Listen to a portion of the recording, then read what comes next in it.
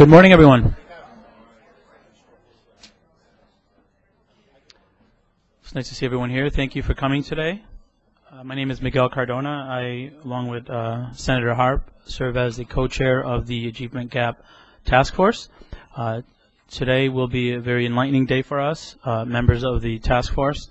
I'm going to ask that we start promptly, and let's start by just quickly going through the task force members. Please introduce yourself, the town you come from. We'll start Mr. Highsmith. Gary Highsmith, Principal, Hamden High School. Oh, Mary Ann Handley from Manchester. Jason Rojas, State Representative from the 9th District. Elaine Zimmerman, Commission on Children. Miguel Cardona, Principal in Meriden. Tony Harb, State Senator representing New Haven and West Haven. David Kennedy, Stratford and United Way. Paul Freeman, Superintendent, Guilford Schools. Thank you, everyone. And we're going to move along on the agenda here. Remarks by the chair. Senator Harp. Thank you very much. It's really great to be here today. Unfortunately, it is my first meeting because of issues that I had to deal with, personal issues. But I am really glad to be here. I think that the achievement gap is one of the most important issues that faces the state of Connecticut, in fact, that faces our country. Many have called it the great civil rights issue of our era, of our decade, and I believe that it is that. We live in such a technological world that if you're not able to read, if you can't manage the functions of mathematics, then it's very difficult to become employed, have a job, and take care of your family. And I believe that Connecticut is poised at a place to actually really come up with ways in which to solve this problem that will inform the rest of this country. So I'm looking forward to our work together. Thank you. I have a quick comments, two comments to share. The first, I'll ask you to please turn to the projector there, where I'm going to be sharing some data on information that was shared at the last meeting. Renee Savoy from the State Department of Ed put together some wonderful information on the NAEP scores and the gaps that exist. And following that presentation, she was asked to find data on achievement gaps in Connecticut that were not poverty related. So the question was, if we were to take socioeconomic status or economically disadvantaged out of the equation, out of the factor, would there still exist gaps? And the first chart here is the mathematics NAEP data. And although there's plenty of data there to look at, I want to bring your attention to the 2011 data. The grade 4 and grade 8, we see that students in grade 4 that are not economically disadvantaged, students that are white, their scale score is 257. Students that are black that are not economically disadvantaged in 2011, their scale score is 230. And Hispanic students in 2011 that are not economically disadvantaged, do not receive free or reduced lunch, their scale score is 242. The same could be said for mathematics and for reading, which is the next chart here. So when we look at factors, and I think this is really important to share not only with those that are presenting today, but with the task force members, when we look at achievement gaps in the state, poverty is a very major contributor. However, it is not the only contributor. In fact, race in some cases is more of a factor if you're looking at this data. Economically disadvantaged students that are white scored in 2011 219 on their scale score. Economically disadvantaged black students scored 201, so there's a difference of 18 for children that are economically disadvantaged. There's a gap of 18 on the scale score between white and black children. Now, if you were to look at the students that are not economically disadvantaged, according to this data, the non-economically disadvantaged white students scored 243 in 2011. The non-economically disadvantaged black children scored 215. That's a difference of 28 points. So it's important, members, that when we're considering recommendations, we realize that there are gaps and factors that contribute. Poverty is one of them, but if we were to remove poverty, gaps still exist. So when we're creating our recommendations, please keep that in mind. This is very important data, and you will have a copy of this. I also want to share my last comment here is that we're on the eve of change here in Connecticut. The window of opportunity is wide, and there are gusts of wind pushing change, reform, or what I like to call evolution in education. The governor is showing political will regarding educational reform. The legislators are showing the same through this and the ECS task force. The commissioner is taking this issue of disparate achievement head on. Superintendents and teachers group have also come forward with reform ideas. We ask those in attendance here today, those that are going to present, not only to share your ideas, but to leave this room with concrete ideas of how you will support our future recommendations with your time, talent, research, money, and of course passion. Once recommendations are made and laws are passed, will your organizations roll up their sleeves and join us until the job is done? We know there'll be a tremendous overlap in recommendations today. We hope that today is just the beginning of a partnership whose main beneficiaries are the students of Connecticut. As Governor Malloy said last Thursday at the educational workshop at Central Connecticut State University, we've been dancing on the edges of the dance floor with this big issue. We now have to get in the center of the dance floor. We have to make bold decisions to get in the center of the action. No one here today should be standing on the sidelines as we close the achievement gaps in Connecticut. We may lead the country in achievement gaps today, but someday soon, we'll lead the nation in meaningful, collaborative improvements in education. With that, we look forward to your recommendations today, and we appreciate you taking time out of your schedules to be here. At this time, I'm going to turn it over to David Kennedy, who will share the protocol for presenting today. Thank you. Thank you very much, Senator Harp and Dr. Cardona. We're very blessed today to be able to have so many speakers, and as you've seen the agenda, you know that there are at least 30 folks who are speaking. We had the option of whether to try to, because of that, spread this out over 2 sessions or do it all today, and the chair's decision was to do it today. That means that we're asking you to limit your remarks to 5 minutes. If you would begin your presentation by introducing yourself and the organization that you represent, that would be helpful to us. And I'd like to recall that the main focus today is we've asked each of you to present to us your 2 or 3 major recommendations that you believe are essential points that are in the master plan that we are charged with developing by July of this year. So the 2 or 3 major points that you believe need to be in the master plan.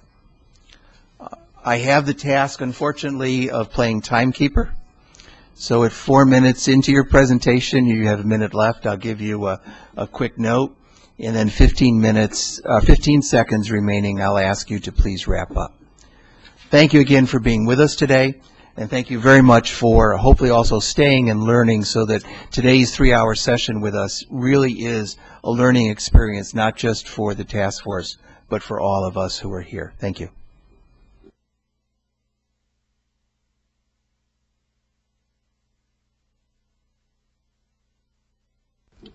Our first group to comment is going to be the Connecticut Association of Public School Superintendents, and the second group to follow them will be the African American Affairs Commission.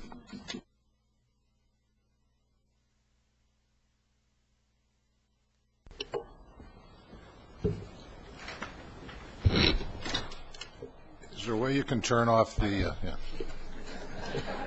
Because all you are right now is big black dots in front of me here.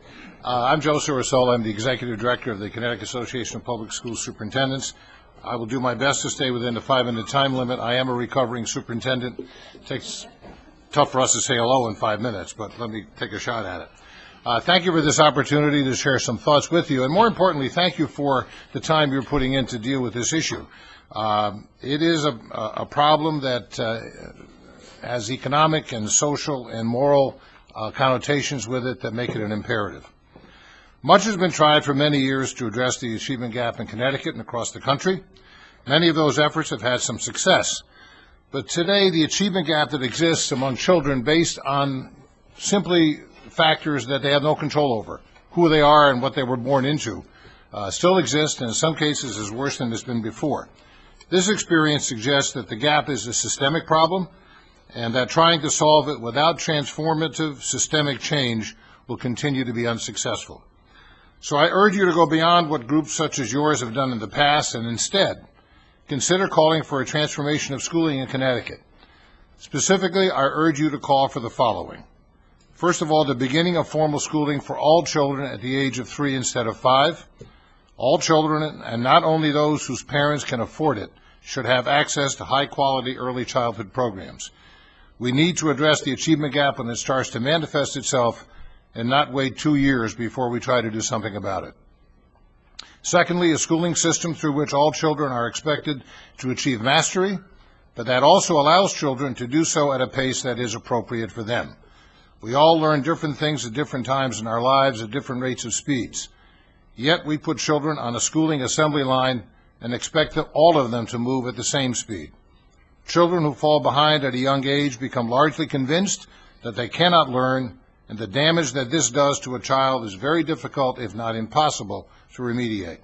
In addition, when we move children to the next level, based on how old they are instead of what they know and are able to do, we create the conditions that almost always lead to significant degrees of failure in future years.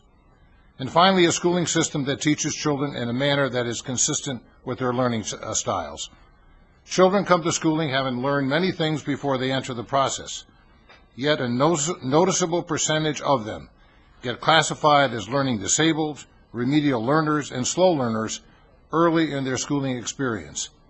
The problem in these instances is not with the children, it's with the way in which we teach them. We know that the most effective way to teach anyone is to do so in the way that they learn. We need to make sure that the instructional opportunities that we offer children reflect this fact. In short, I'm urging you to call for a personalized learning schooling system, one that would be organized in a radically different fashion than our present system.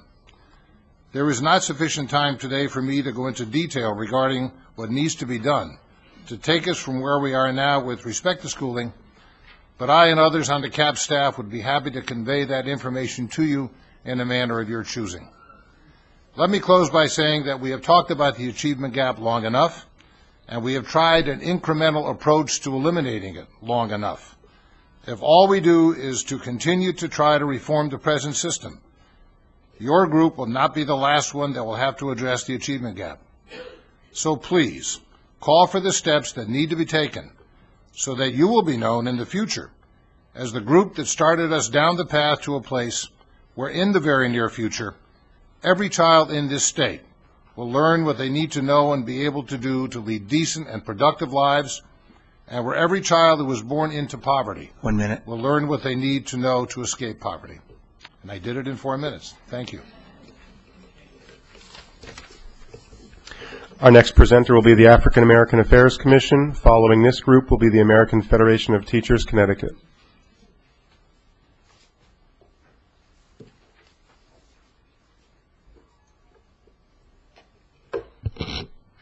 Good morning, members of the Achievement Gap Task Force. My name is Glenn Cassis, the Executive Director for the African American Affairs Commission, a nonpartisan state agency whose mission is to improve and promote economic, education, health, and political well-being of the African American community in the state of Connecticut.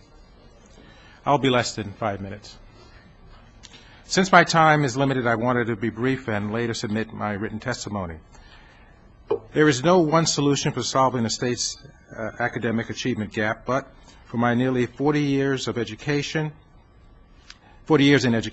state government, and public service, I urge the task force to seriously consider adopting a model that exists here in Connecticut for more than 25 years.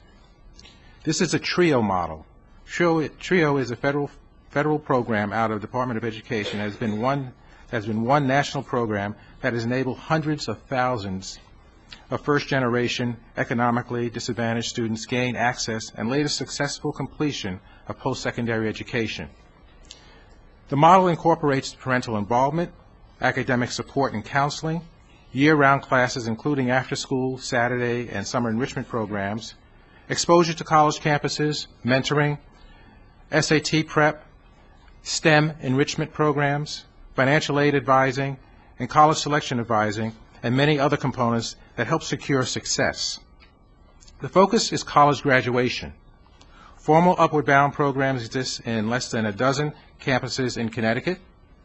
There are almost 10 similar programs throughout Connecticut through the Connecticut Board of Regents for Higher Education. Those are the CONCAP programs. And there are about 45 similar type programs around the state that the AAAC has worked with for the past 3 years with funding support from the Lumina Foundation for Education. These programs follow rigorous evaluation protocol and have extensive supportive data and numerous anecdotal stories about people moving up the ladder and becoming major contributors throughout the state. The biggest hurdle that these programs have in the area of funding and coordination. This model needs to grow, and it can grow. Leaders in these programs need to be invited to this discussion and must be heard. They have been on the trenches for many years with students, families, teachers, counselors, and educators. They, with your support, can help us eliminate this achievement gap in Connecticut. Thank you. The American Federation of Teachers Connecticut will present next, followed by the Connecticut Education Association.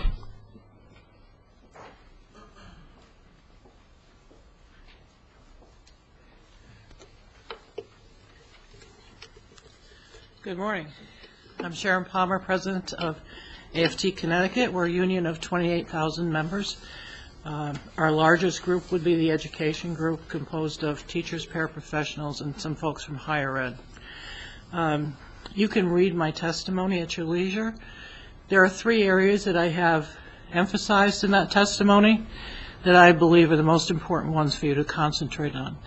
The first is early childhood, the second, improved teacher quality, and the third, community schools. And let me briefly talk about those 3. And let me also say that I don't think there's a person in this room who doesn't want to close the achievement gap. It's the roadmap that we're trying to figure out right now. And I would suggest to you that these 3 items are ones that will help to get you there, and rather than talk about the importance of these, which I'm sure many others will do, I'd like to talk about that roadmap and the plan and how we get there. As far as early childhood is concerned, I think the first thing you need to do is to make kindergarten all day for every student in the state as a first step. And then begin to coordinate and work with all the providers for early child education from age 3 up to kindergarten. It's impossible, I think, to accomplish it in 1 year. So it probably would take 2 or 3 years to bring that together. We have a very patchwork form of program here in Connecticut for the programs in grades 3, 4, and kindergarten, if we put in all the providers. So the most important thing we can do is bring those folks together and get them to work together and develop a model that can work for all of our children. I want to talk also about improved teacher quality. Our union has worked long and hard on this issue. We worked to have a bill introduced last year that would change teacher professional development, mentoring, evaluation, tenure. We'll try and get that work accomplished this year. Other organizations such as the CEA are also involved with this and want to make changes as well. We also believe that changes need to be in the teacher preparation as far as teachers being able to go into the classroom fully prepared to jump in and start teaching on day 1. For many of them, that's not happening now. So changes need to be made in that area as well. Those items, I believe, will significantly improve teacher quality, along with attracting and retaining. In our urban centers, attracting and retaining teachers is a huge problem. The turnover can be up to 50% within 5 years leaving. So we need to make the conditions of employment for those teachers such that they want to be there and will stay more than 5 years, or some of them 1 or 2 years. Lastly, I want to talk about community schools. Lots has been written and said about community schools.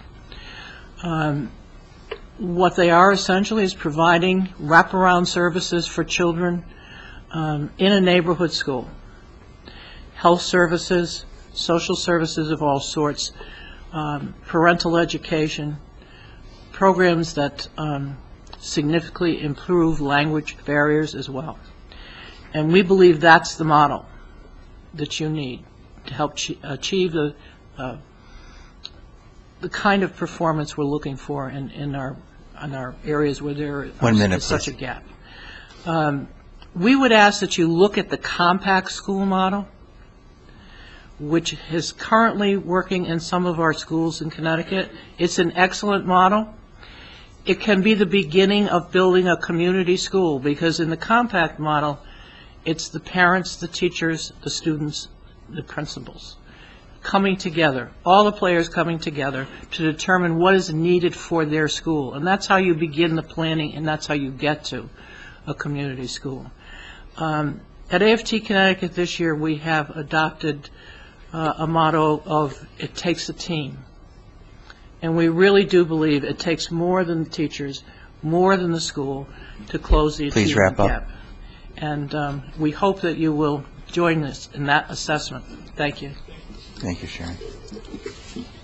The Connecticut Education Association will speak next, followed by the compact schools.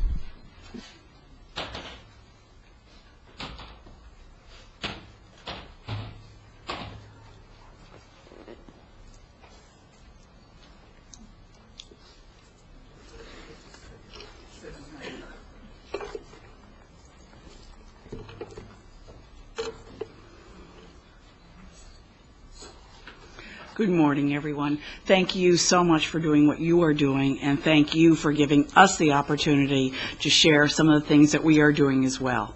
My name is Sheila Cohen. I am the Vice President of the Connecticut Education Association on full-time release from my teaching position with the Orange Public Schools, a position that I'm very proud to have held for the past 40 years.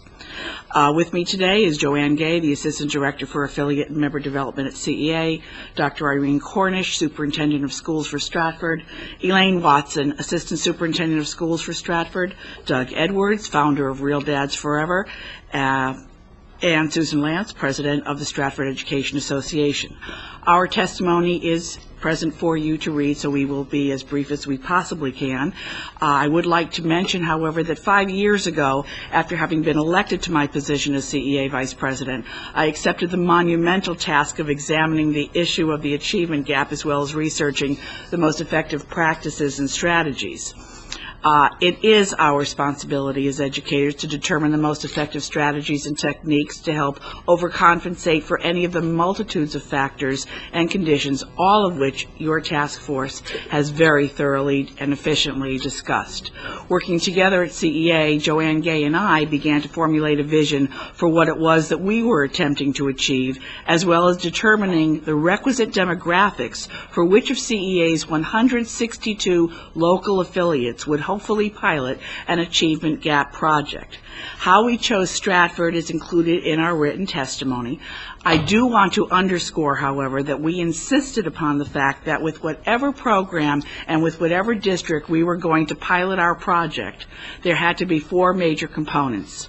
The individual components would absolutely have to adhere to what was already in place in the district's strategic school profile and plan. There would have to be included a cultural competency component. The components would not add to the already present task inflation of the classroom professional, and the collaboration of all the constituency groups would be based not only on genuine respect, but also on mutual trust. And with that having been said, I will turn this over to Dr. Cornish, who will explain the impact that our program has had on the Stratford Public Schools.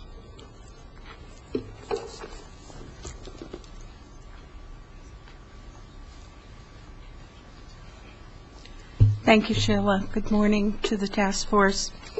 Let me tell you a little bit about the Stratford Public Schools. We have 9 elementary schools in Stratford, 2 middle schools and 2 high schools, an enrollment of about 7,400 students. About 47% of our students are minority students, 9% of our students are students with disabilities, and about 37% of our students qualify for free or reduced lunch. Stratford is located in Fairfield County with a population of over 51,000 people in town with a median income of about $66,000. In front of you, you should have, or you should have received, some of the results from our work with the Connecticut Education Association. And we've tracked those results since 2006. You have charts that show in both reading and in math for our Hispanic students, our Black students, and our free and reduced lunch students. We provided you with the data for grades 3 and grades 8 in both reading and math to show that in every case, Stratford outperforms the state in those cohort groups. 1 minute, please. I'm sorry. 1 minute remaining. Oh, thank you. And the bottom line is that we're all on the same page, working together with meaningful collaboration with an emphasis on early childhood education. Hello, I'm Elaine Watson. I'm the Assistant Superintendent of the Stratford Public Schools. The Stratford Public Schools collaborative effort to reduce the achievement gap with the Connecticut Education Association and the Stratford Education Association focused on improving teacher competency. The Excellence for All project with Dr. Marlon James targeted 3 important areas. The first area was to develop the cultural competency of teachers. The second area was to increase student engagement. And the third was to provide rigorous instruction by monitoring higher order thinking skills. To increase cultural competencies, teachers were asked to respond to questionnaires to elicit areas of bias and racial preference. Teachers used this feedback to become more culturally sensitive and create an awareness of how bias can affect instruction. Teachers in the Excellence for All project learned how to increase student engagement by measuring student time on task. Teachers work with their colleagues to use a controlled sweep measuring tool to quantify and qualify the kinds of behaviors demonstrated by students during daily instruction. The colleagues were non-evaluative and provided feedback as to how often students were off task, the kinds of behaviors seen off task. Unfortunately, your time is finished. I'm sorry. Thank you very much. Thank you. We appreciate the time you took to do that. We will examine very carefully all the documents you leave with our the clerk here, and be assured that we will be examining it carefully. Thank you. For all the presenters, we do have a collection of all the documents that we will be receiving. All the task force members will be receiving that today before we leave, all the hard copies of anything you give them. Thank you. Compact Schools will present next, followed by the Connecticut Council for Education Reform. Good morning. I'm Michelle Fems-Bagwell, the Director of Compact Schools. And I'm Mary Loftus-Levine, the Executive Director of the Connecticut Education Association. I'd like to start briefly by saying last week CEA proudly released A View from the Classroom, our plans for school reform and to raise student performance and to create a more collaborative approach to reform in Connecticut. One of the highlights of the book, and actually my favorite project for the past 5 years, has been working with UConn on compact schools. Sharon mentioned it. The AFT is one of our partners. We have here today Joe Sarasulo from CAPS. We have Rock Gerard from the Administrators Union, and we have parents. And that's really what the model is all about. We started this 5 years ago. We're in our 4th year. The first year was planning. And we have brought together all the stakeholders to create what we call transformation from the ground up and from the inside out. We take a school as it is and transform it by a collaborative process, which Michelle can describe in great detail. The highlights that we'd like you to take away from this are that it's systemic reform, it's all school reform, it's not coming in and saying, here's the silver bullet, we're going to fix it for you. Teachers, principals, parents, students do it themselves. It's scalable, We could do it in every low-performing school or any school in the state, and it's replicable. And it's very inexpensive. I think that's also something that people need to take a look at. So we're very proud of our work, and Michelle will give you more detail. Thank you. Thank you. The fact that Mary and I have 5 minutes combined is history in the making. I will also forward those documents to you with more elaboration on the model. However, we're in our 4th year of Compact, and basically to quickly summarize lessons learned as to what has been very powerful in this transformational initiative. We know that every major research study on school improvement notes that the organizational phenomenon of collective action, agreed on purpose, and belief and attainment is imperative, and our collaboration is key. So the transformation and successfully beginning to close the achievement gaps in our compact schools is because of collaboration, ownership, and empowerment of the most important partners in school change: community, parents, administrators, children, students, and teachers who support that change. So what we're seeing is that this change is a process and not a product.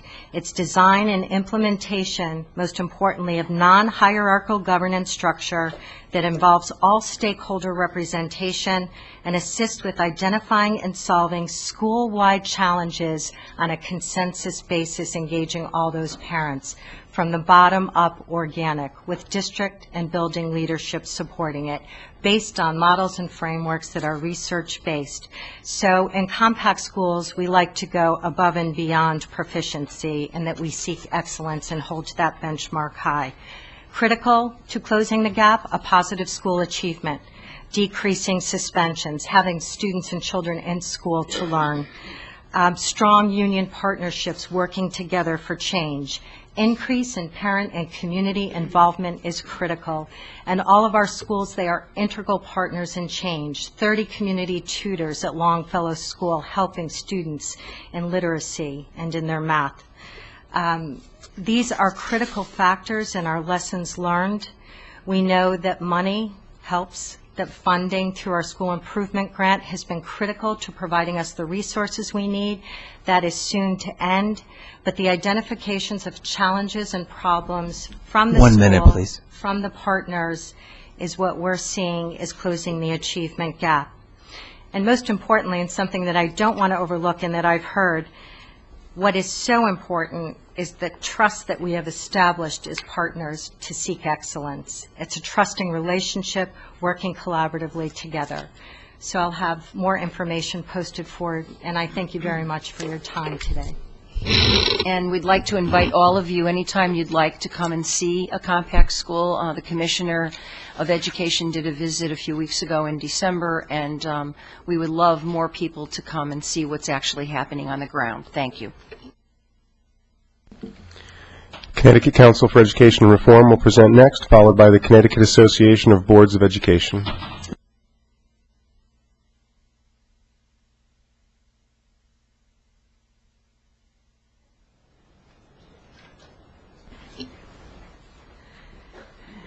Good morning. Good morning. Dr. Cardona, Senator Harp, members of the Achievement Gap Task Force. My name is Brenda Sisko, and I am Director of Government Relations and Outreach for the Connecticut Council for Education Reform. And let me quickly say that I've been around for a long time, and I've seen a lot of fighting going on with various groups throughout the years over key issues. And this is actually one of the first times where there are so many organizations that are here today talking about getting to the same end result. And a lot of the ideas that are out there, I think, are very much similar. So we can, I think, all work together to try and close the achievement gap in Connecticut. Some of the suggestions are very much the same.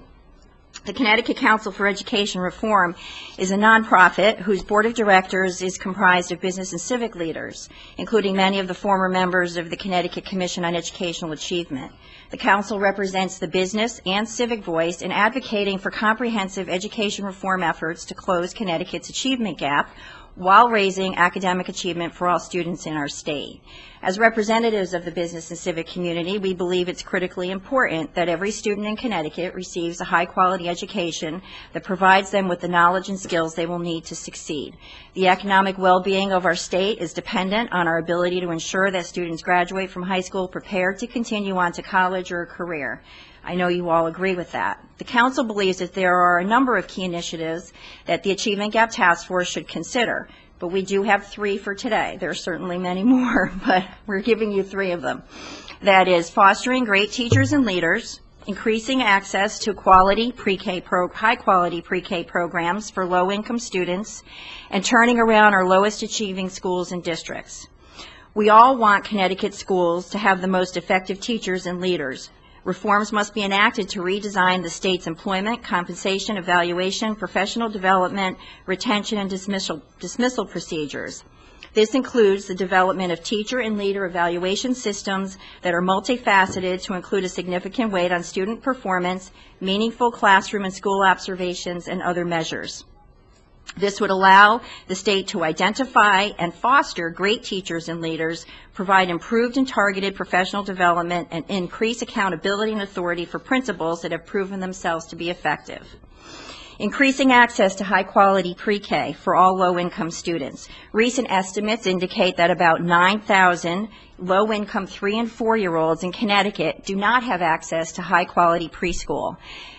Given the substantial long and short-term benefits of preschool for all children, but in particular for low-income children, Connecticut should provide opportunities for low-income 3- and 4-year-olds to attend a high-quality preschool program. We certainly recognize the cost implications of providing quality preschool for these children, and we would recommend using a phase-in process so that the state can reach this goal. The benefits will clearly surpass the cost over time, as research demonstrates that students who begin kindergarten and first grade ready to learn are less likely to need remedial help, less likely to be held back, and more likely to graduate from high school. Turning around our lowest achieving schools and districts, Connecticut must be bold and strategic in turning around our lowest achieving schools. Currently, we have 135 schools that have been listed as in need of improvement for 5+ years. In order to support these low achieving schools and districts based on their needs while holding them accountable for improving student achievement, Connecticut should create a framework for intervention that provides additional authority at the state and local levels to take all the steps necessary to improve or dramatically change these underachieving schools. We believe these recommendations represent clear and actionable steps towards beginning to close Connecticut's achievement gap, and they can be mandated as soon as this upcoming session. 1 minute. Thank you. The business and civic community clearly look forward to being a partner with you as we move forward to see these recommendations come to fruition. Thank you. That was great. That was good. The Connecticut Association of Boards of Education is next, followed by the Connecticut Association for School Administrators. Good morning. It's nice to see some very familiar faces here before me. My name is Lydia Tadone. I am chair of the Simsbury Board of Education, and I'm president of the Connecticut Association of Boards of Education, CABE, and also a long-term member of Capital Region Education Council. I really appreciate the opportunity to speak before you, and I'd like to give you 3 recommendations and hope that we can continue to work together and collaboratively on the many more recommendations to truly make a very strong effort to close the Connecticut's achievement gap. Kay believes that the task force members should concentrate in getting all children, not just some children, but all children, access to quality early childhood experience. 3- and 4-year-old children that have attended preschool, and studies have shown, have the advantage when entering kindergarten, ready to learn and substantially more engaged in their academic process. Presently, early childhood programs are structured in various ways, some combined with public and private initiatives, and we highly endorse and support these different approaches and choices. We pursue teachers and administrators who believe each and every student can reach their full potential in a classroom, and I think you can ask any Board of Education member, superintendent, any educator who believes that thought. When teachers and administrators lack the necessary skills, tools, and support, that are needed in achieving these goals, we really feel the need to provide an evaluation model that serves to support the needs of educators, obviously when properly administered and therefore bettering the education of all students. Aligning to 3 recommendations, Kay believes the task force members should, in their due diligence, dedicate technical assistance and financial resources necessary to accomplish my above-mentioned recommendations. Classroom mentoring, so important for struggling teachers, professional development for all teachers, and I stress all on many occasions here, and the recreation of an improved evaluation model with the appropriate training are really 3 important strategic examples of necessary resources. The early childhood effort will need more slots, classrooms, and teachers and programming in order to reach our youngest learners. By expanding early childhood education, more children will have that opportunity to thrive in their later school years, especially those children who are less exposed to early reading in a qualified preschool setting. Proven studies showed the positive lingering impacts, and you read all about it and know all about that even in later years, how children perform better. We look forward in assisting you in getting more of our Connecticut children to become those lifelong learners. And on a personal note, to paraphrase Governor Malloy's recent statement, we need to nudge, push, and incentivize school districts to offer preschool to students. My district, Simsbury, has offered a preschool program opportunity for our students through our continuing education department, and that is something that our Board of Education strives and believes is and are fully committed for our students. And also, I am an early childhood instructor for the nonprofit YMCA organization for about 20 years, and I have the opportunity every day to experience and teach to these very young learners, some of them as young as 2 years old. These are the children that we speak about. As we close this race, as we race to close this gap, my little children, my charges, race around me. Every morning when I go in there, it's a teachable moment for me. As for my little children, my little students, their learning is with every new book, puzzle, snack, song, painting, coupled with joys of laughter and tissues of tears. We appreciate your attention to this issue and thank you for the opportunity to testify on a very crucial matter. Connecticut Association for School Administrators will present next. They will be followed by the Partnership for Strong Communities.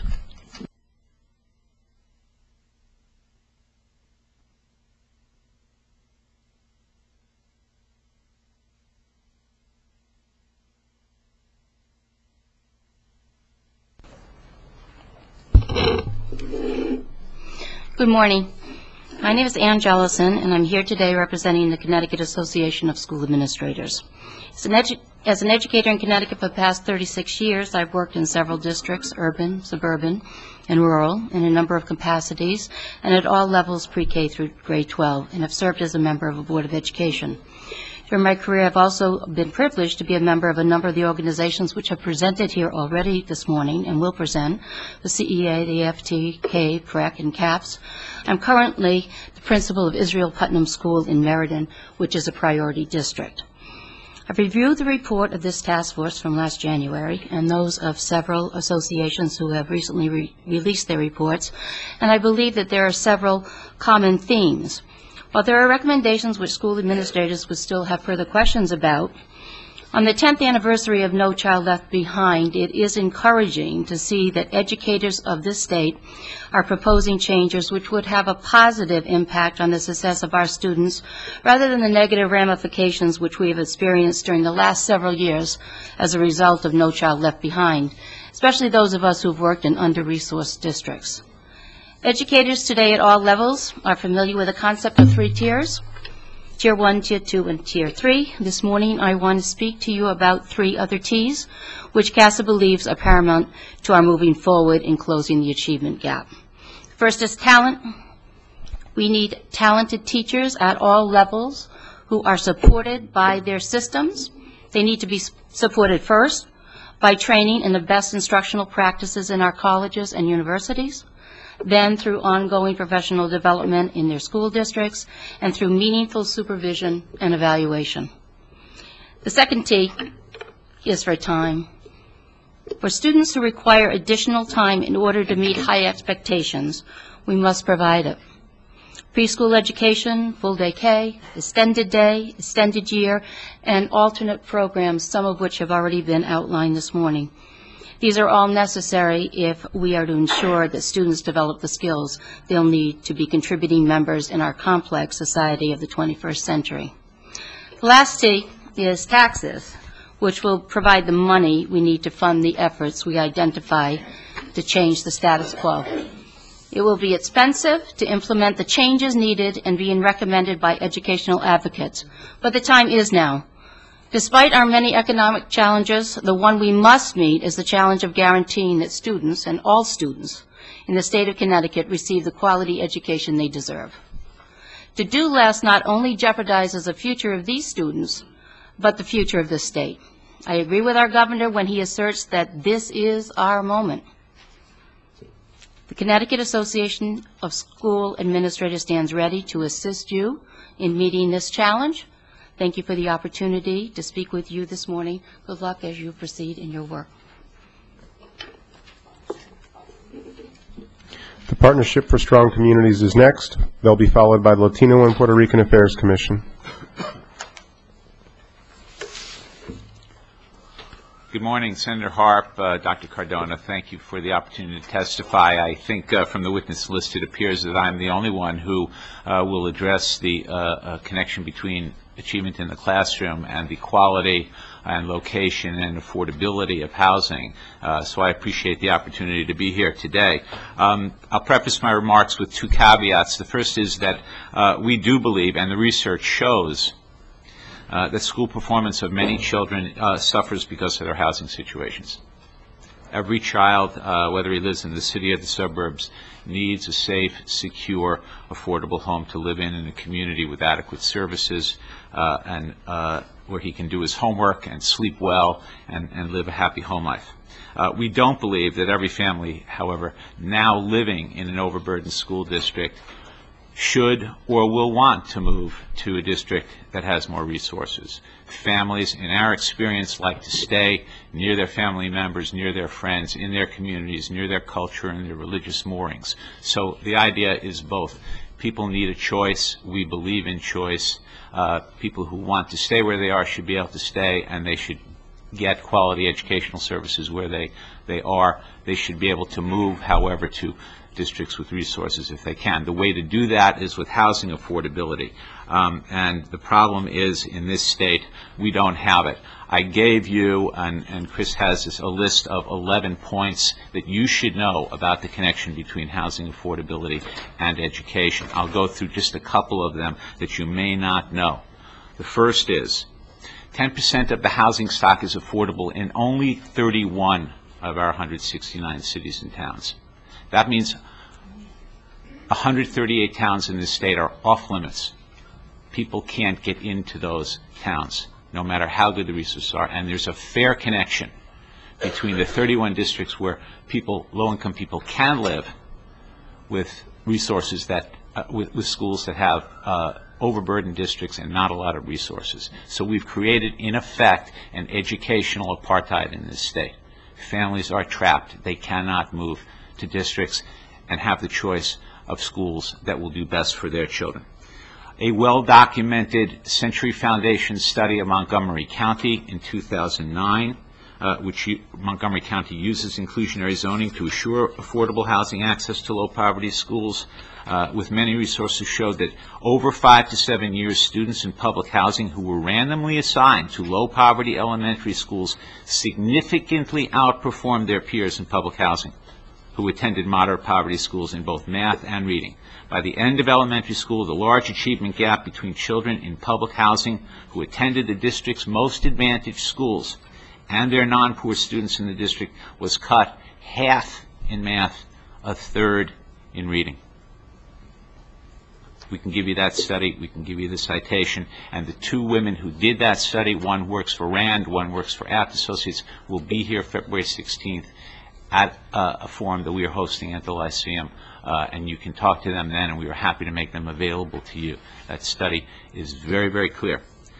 A couple of things you also ought to know before I finish. 27% of the renting households in Connecticut, 112,000, and these are the children you're talking about, their households earn less than half the median income, and they spend more than half of that meager income on housing. That means there is virtually nothing left over for food, clothing, health care, transportation. Bottom line here is you guys and everyone in this room are doing a great job seeing how to fix this problem between 9 a.m. and 3 p.m. If you ignore 3 p.m. to 9 a.m., I fear that we will fail. Now, does that mean we expect you to become housing advocates? No. We don't expect you to do that. You have enough problems. But here's the real issue. You need to ask these questions. Do you know your students' home situations? Do they sleep in their own beds or on the couch? How many relatives are living in how many bedrooms? How much of their household incomes are they paying for housing? Second, can educators locally at their town's planning and zoning commission meetings and statewide with their fellow commissioners in an interagency cooperation advocate for affordable, safe, and secure housing options around the state?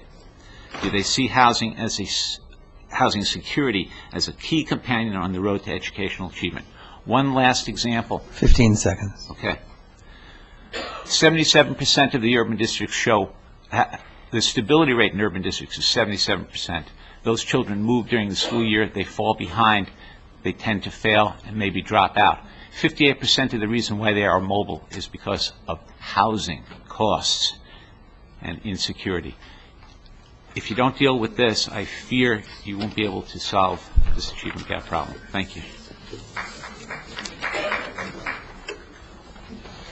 The Latino and Puerto Rican Affairs Commission will present next, followed by Keep the Promise Children's Committee.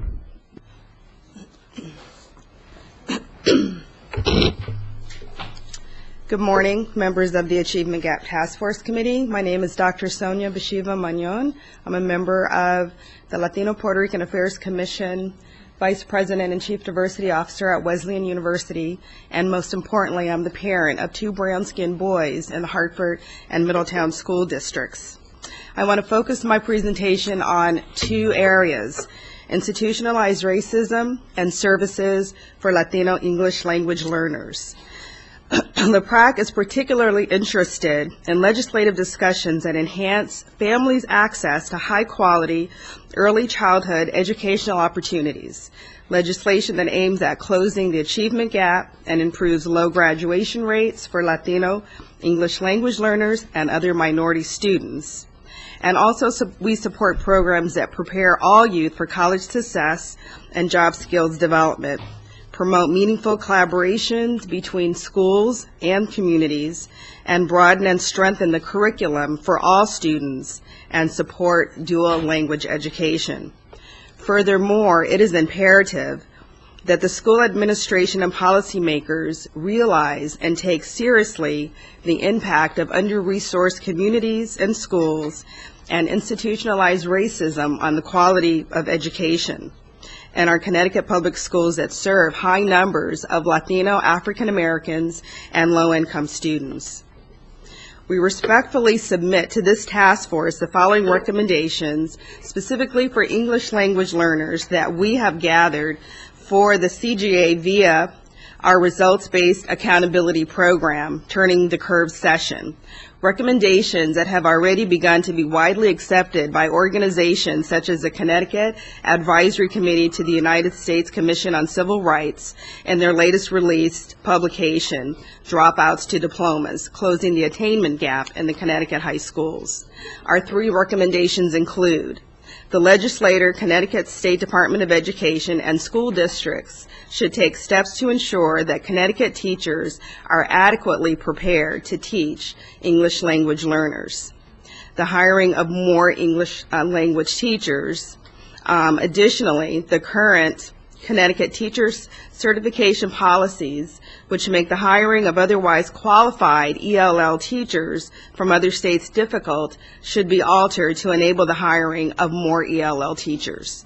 Number 2, school districts should examine whether changes in the structure of the school day can assist these Latino English language learner students. constructive exposure to English, districts through constructive exposure to English, districts should coordinate their English language learner programs with communities and after-school programs. And finally, school districts should inform public policymakers regarding the need for critical and high-quality programs and policies, and efforts should be expanded to identify and promote current best practices for these learners. Regrettably, we know it's not easy, nor is it a quick fix to break the cycle of poverty, close the achievement and attainment gaps, as evidenced by the years that this problem has affected our state. But I want to leave you with a quote, a very important quote that I read in the CIRC report entitled Equity and Education, that I think sums up these issues very coherently.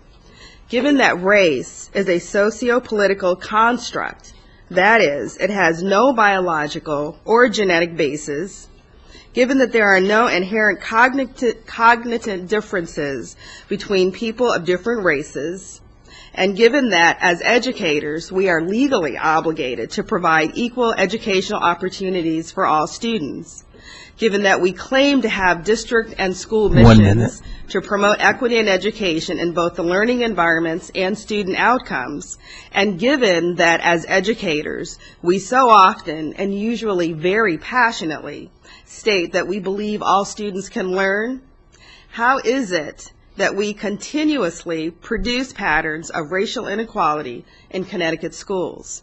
So I thank you for your time and your commitment to these issues, and we at LaPrac look forward to our continuous input into this very important debate. Thank you. Keep the Promise Children's Committee will present next, followed by the Connecticut Alliance for Arts Education.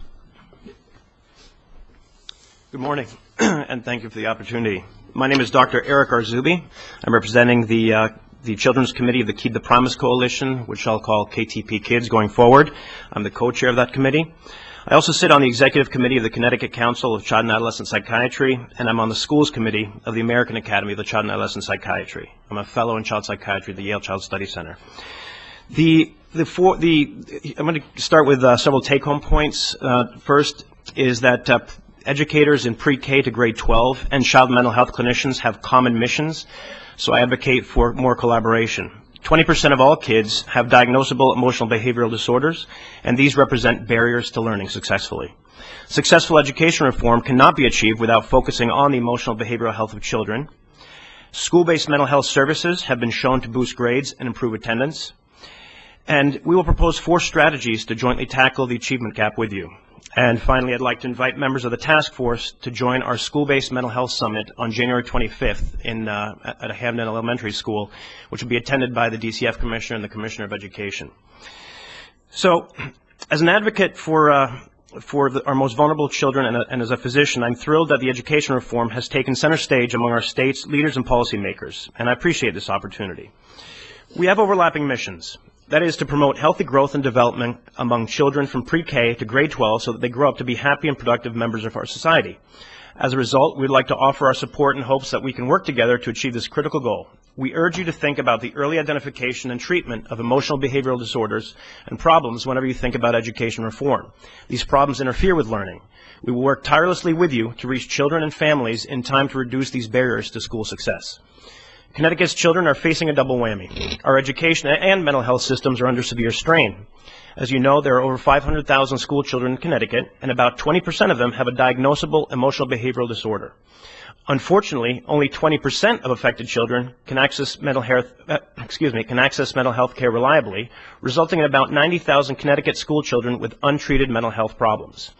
Remarkably, and this is staggering, remarkably, the majority of kids who do access mental health services, or about 80%, do so in a school setting. As a result, our public schools are the biggest providers of mental health services to kids in the state, and this is true countrywide. And this is why we need to work together. Child mental health advocates and clinicians are prepared to offer solutions that involve collaboration and coordination with hardworking educators. Specifically, we propose that the Achievement Gap Task Force consider 4 strategies to reduce barriers to learning. Number 1, deliver enhanced training and professional development opportunities to help school staff better manage and identify early signs of emotional behavioral problems.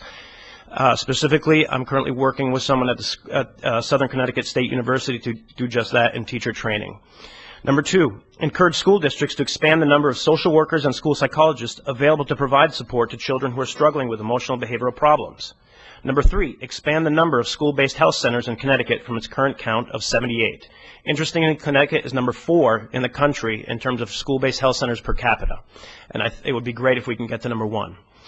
Promote school community partnerships so that our most vulnerable children do not fall between the system's cracks.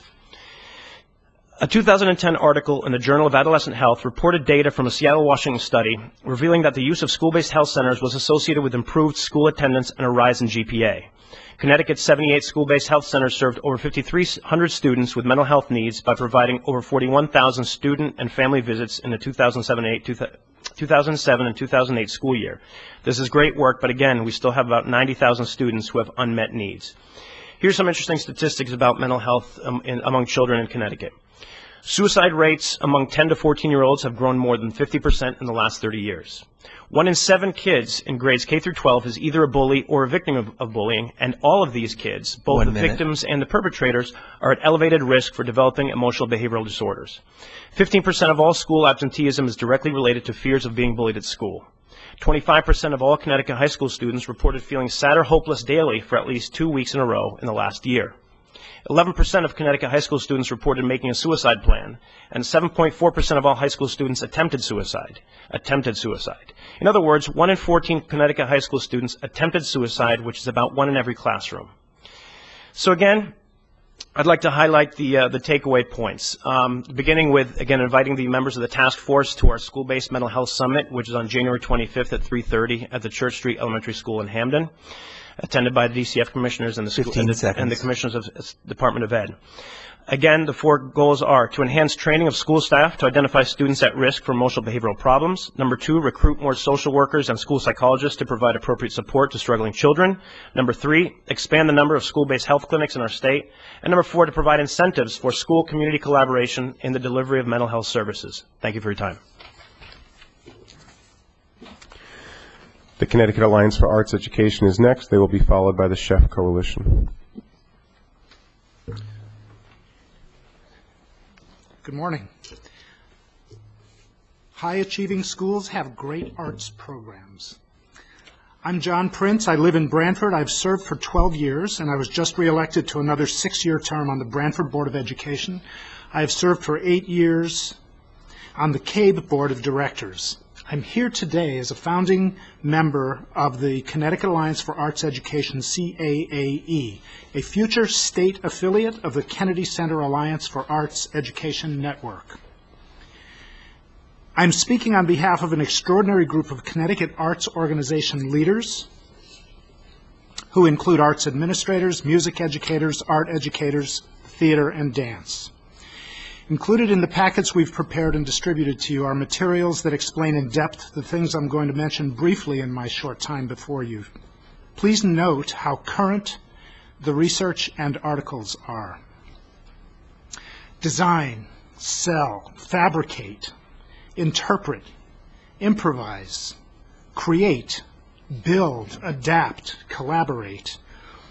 These are terms that describe skills, qualities, and characteristics that could appear on the job descriptions, help wanted ads, and performance appraisals of just about any workplace.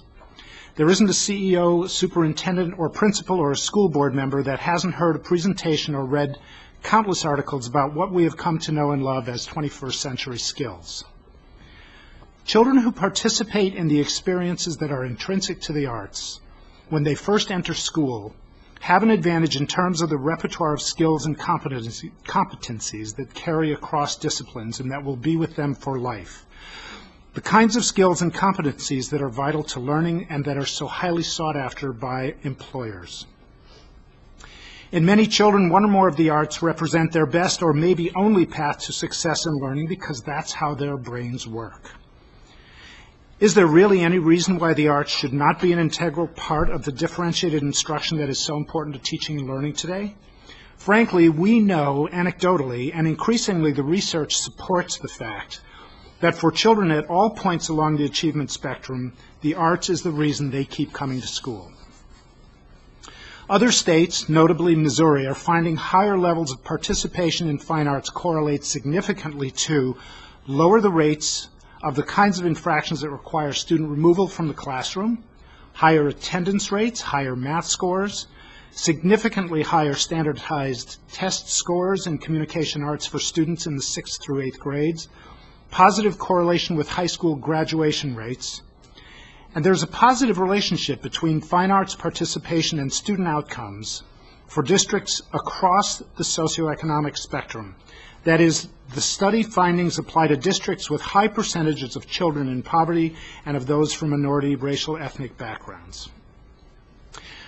Included in your packets are examples of scientific studies and brain research that explore and validate the neurobiological benefits of early exposure to quality arts education.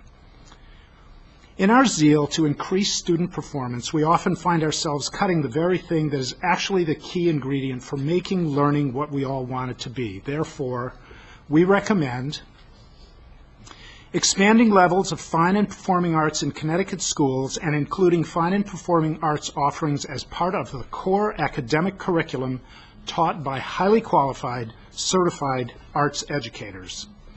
We recommend providing all that is needed to ensure high-quality administrative and instructional leadership to all schools to support the integration of the arts discipline in the core curriculum. We recommend assuring that funding is provided to support research to develop a more comprehensive picture of the state of arts education in Connecticut and to raise awareness of the importance of the arts to a quality education, and to provide specific information to schools and districts for strengthening the quality and availability of fine arts education to students across the state. We have no doubt that a high-quality arts education will dramatically reduce and perhaps even eliminate the achievement gap by ensuring that learning for each and every child becomes a lifelong, joyful habit, one that connects all the component parts of a healthy, productive human existence. We believe that a quality arts education can help restore Connecticut schools to their place as the highest performing public education system in the nation. Thank you for the expected courage and wisdom of your work product.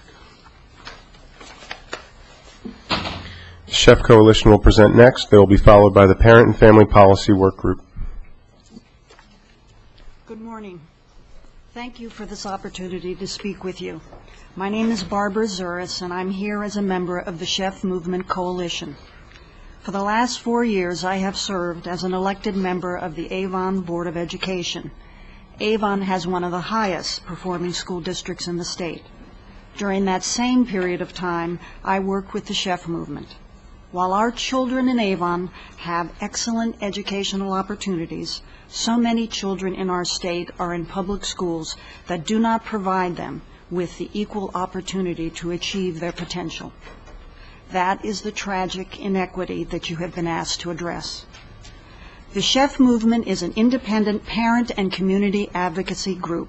We provide grassroots support for the expansion and integrity of the two-way voluntary school integration programs created as a part of the remedy in the 1996 Chef versus O'Neill case.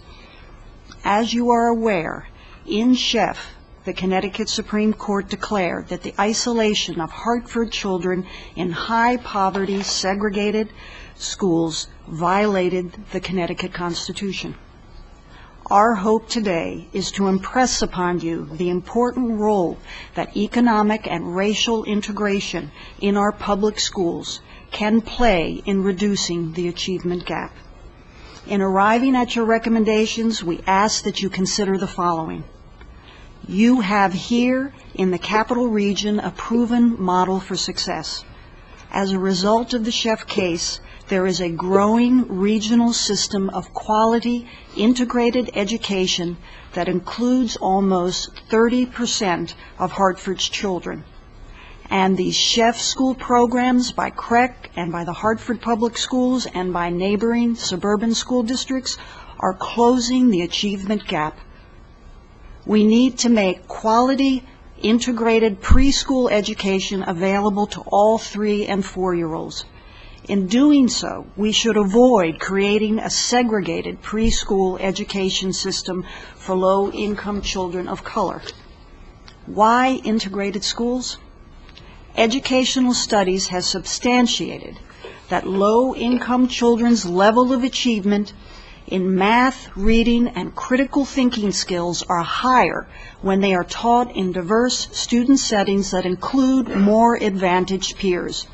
Integrated schools have fewer non-school related challenges that undermine learning. Just as important, by creating integrated learning opportunities for more advantaged, mostly suburban students, we reduce their isolation and promote cross-cultural competency. We reduce racial stereotyping on all sides. And diverse schools seem to have wider political influence to maintain sufficient funding. Further, our state's ability to win race-to-the-top funds may be enhanced by highlighting our success in and commitment to providing diverse, inclusive public education to our children. Recently, the United States Department of Education and the Justice Department identified providing students with, quote, diverse, inclusive educational opportunities from an early age, close quote, as crucial to achieving the nation's educational and civic goals. Connecticut's application would be aligned with those crucial national goals. What the Sheff case has afforded to Hartford's children is owed to all children in this state who are segregated in poverty.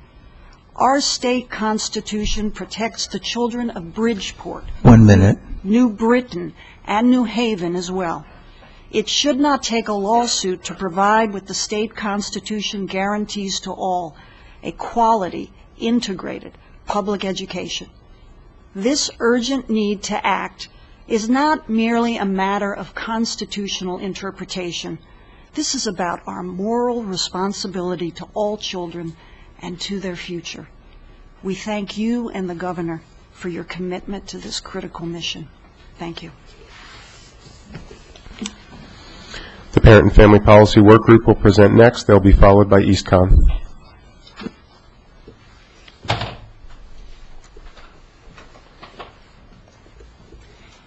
Good morning. I'd like to thank you all for the opportunity to speak here today. My name is Dr. Darren David, and I'm a licensed clinical psychologist and a postdoctoral fellow at the Yale University Program for Recovery and Community Health.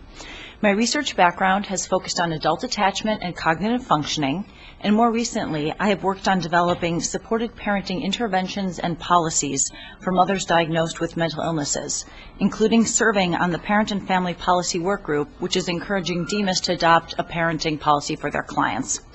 Today, I'm going to speak about the importance of secure parent-child attachment relationships for children's emerging literacy skills.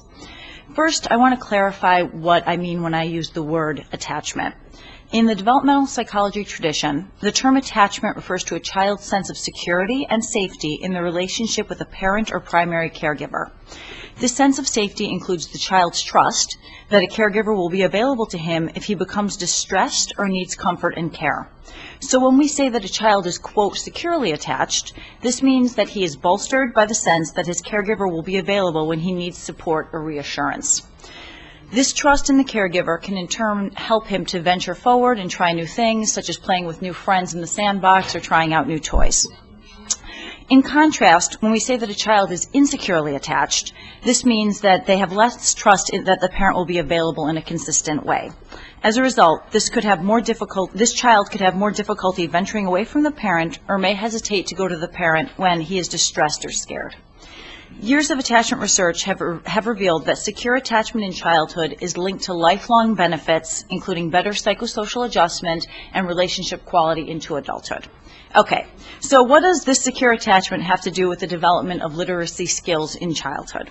Well, in general, the importance of caregiver involvement for literacy promotion has been established in the literature. We know that in both higher and lower income families, the frequency with which parents read to their preschool children is directly linked to emerging literacy skills. Data also suggests that the motivation that first graders from low-income backgrounds exhibit toward reading is related to the positive interactions that they experience with caregivers during storybook time at home. However, what's considered less frequently in these discussions about parental contributions to emerging literacy is the importance of the security of the parent-child relationship. In other words, though parental involvement itself is important, we should not overlook the contribution of parent-child security for promoting early literacy skills. Several studies speak to this point.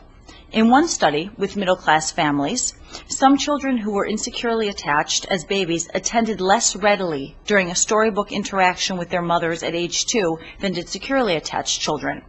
A similar study with higher income families indicated that securely attached children between the ages of 1.5 and 5.5 years old were more focused, they tried to read more eagerly, and they explored books and other reading materials more fully than their insecurely attached counterparts. Finally, data from both high and low income samples indicate that securely attached children are read to more frequently by their mothers than our insecurely attached children. I really would like to stress this last point, because this last point says that reading frequency is linked to security of attachment, and that's particularly interesting. It suggests that in addition to focusing on how often parents are reading to their children, the interventions designed to improve childhood literacy should also work to promote the quality of the parent-child relationship. By directly targeting the quality of this relationship, such interventions would provide a multi-pronged approach toward improving literacy in early childhood. So it's really important also to note that attachment security is not inborn. Okay, it's not something children are born with, but instead it develops over time through the quality of interaction between the caregiver and child. 1 minute. There are presently several parenting programs in place that work to promote security in the parent-child relationship. In Connecticut, interventions such as Minding the Baby and the Mother and Toddlers program, both of which are based at Yale University, have shown promise in increasing mother sensitivity to their children's emotions and behaviors. Also of note is the Circle of Security Parenting Intervention. This program's focused on enhancing parents' understanding of their children's attachment behaviors has been linked to improvements in parent-child attachment security. So while none of these interventions focuses directly on improving childhood literacy, the spirit of this attachment-based work could and should help inform literacy programs in our state. In conclusion, if our aim is to improve early childhood literacy skills for the children of Connecticut, we need to expand our perspective to include the importance of parent-child attachment security. In practical terms, this means considering how interventions targeting childhood literacy should also incorporate elements designed to improve the security of parent-child relationships. Thank you for your time. East Con will present next, followed by Concan.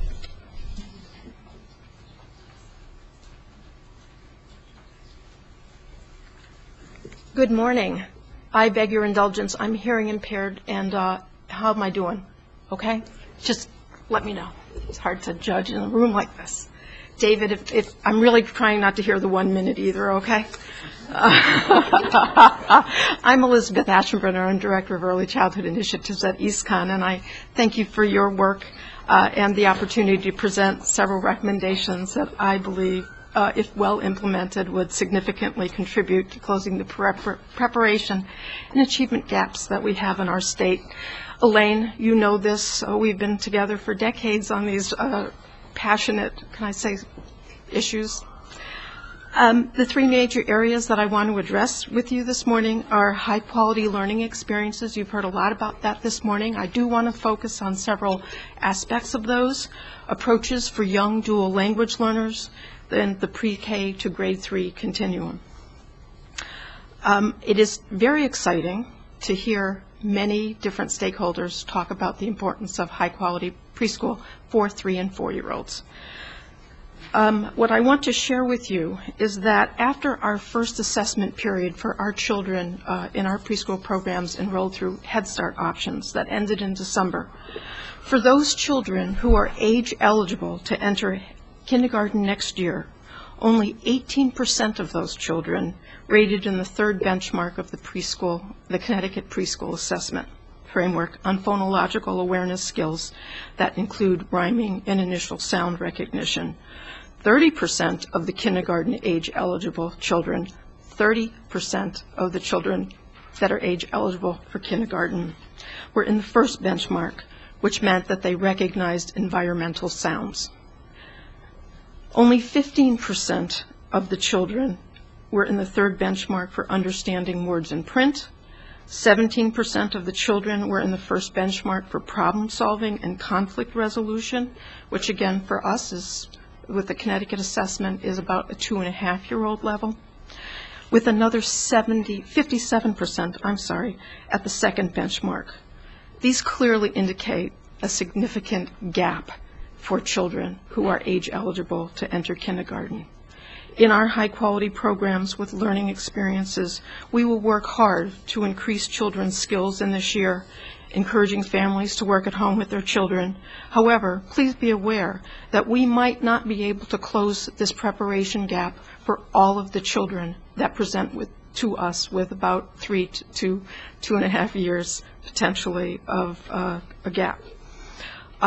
What I want to point out to you is that as you have heard about the support for high-quality education for 3- and 4-year-olds, and we have many national cost-benefit analyses from the Federal Bank and other economic experts about the significant return on investment. When you consider this recommendation, you also have to consider that the programs that have undergone this meta-analysis of cost-benefit often had comprehensive approaches to preschool. It was not just about a classroom experience.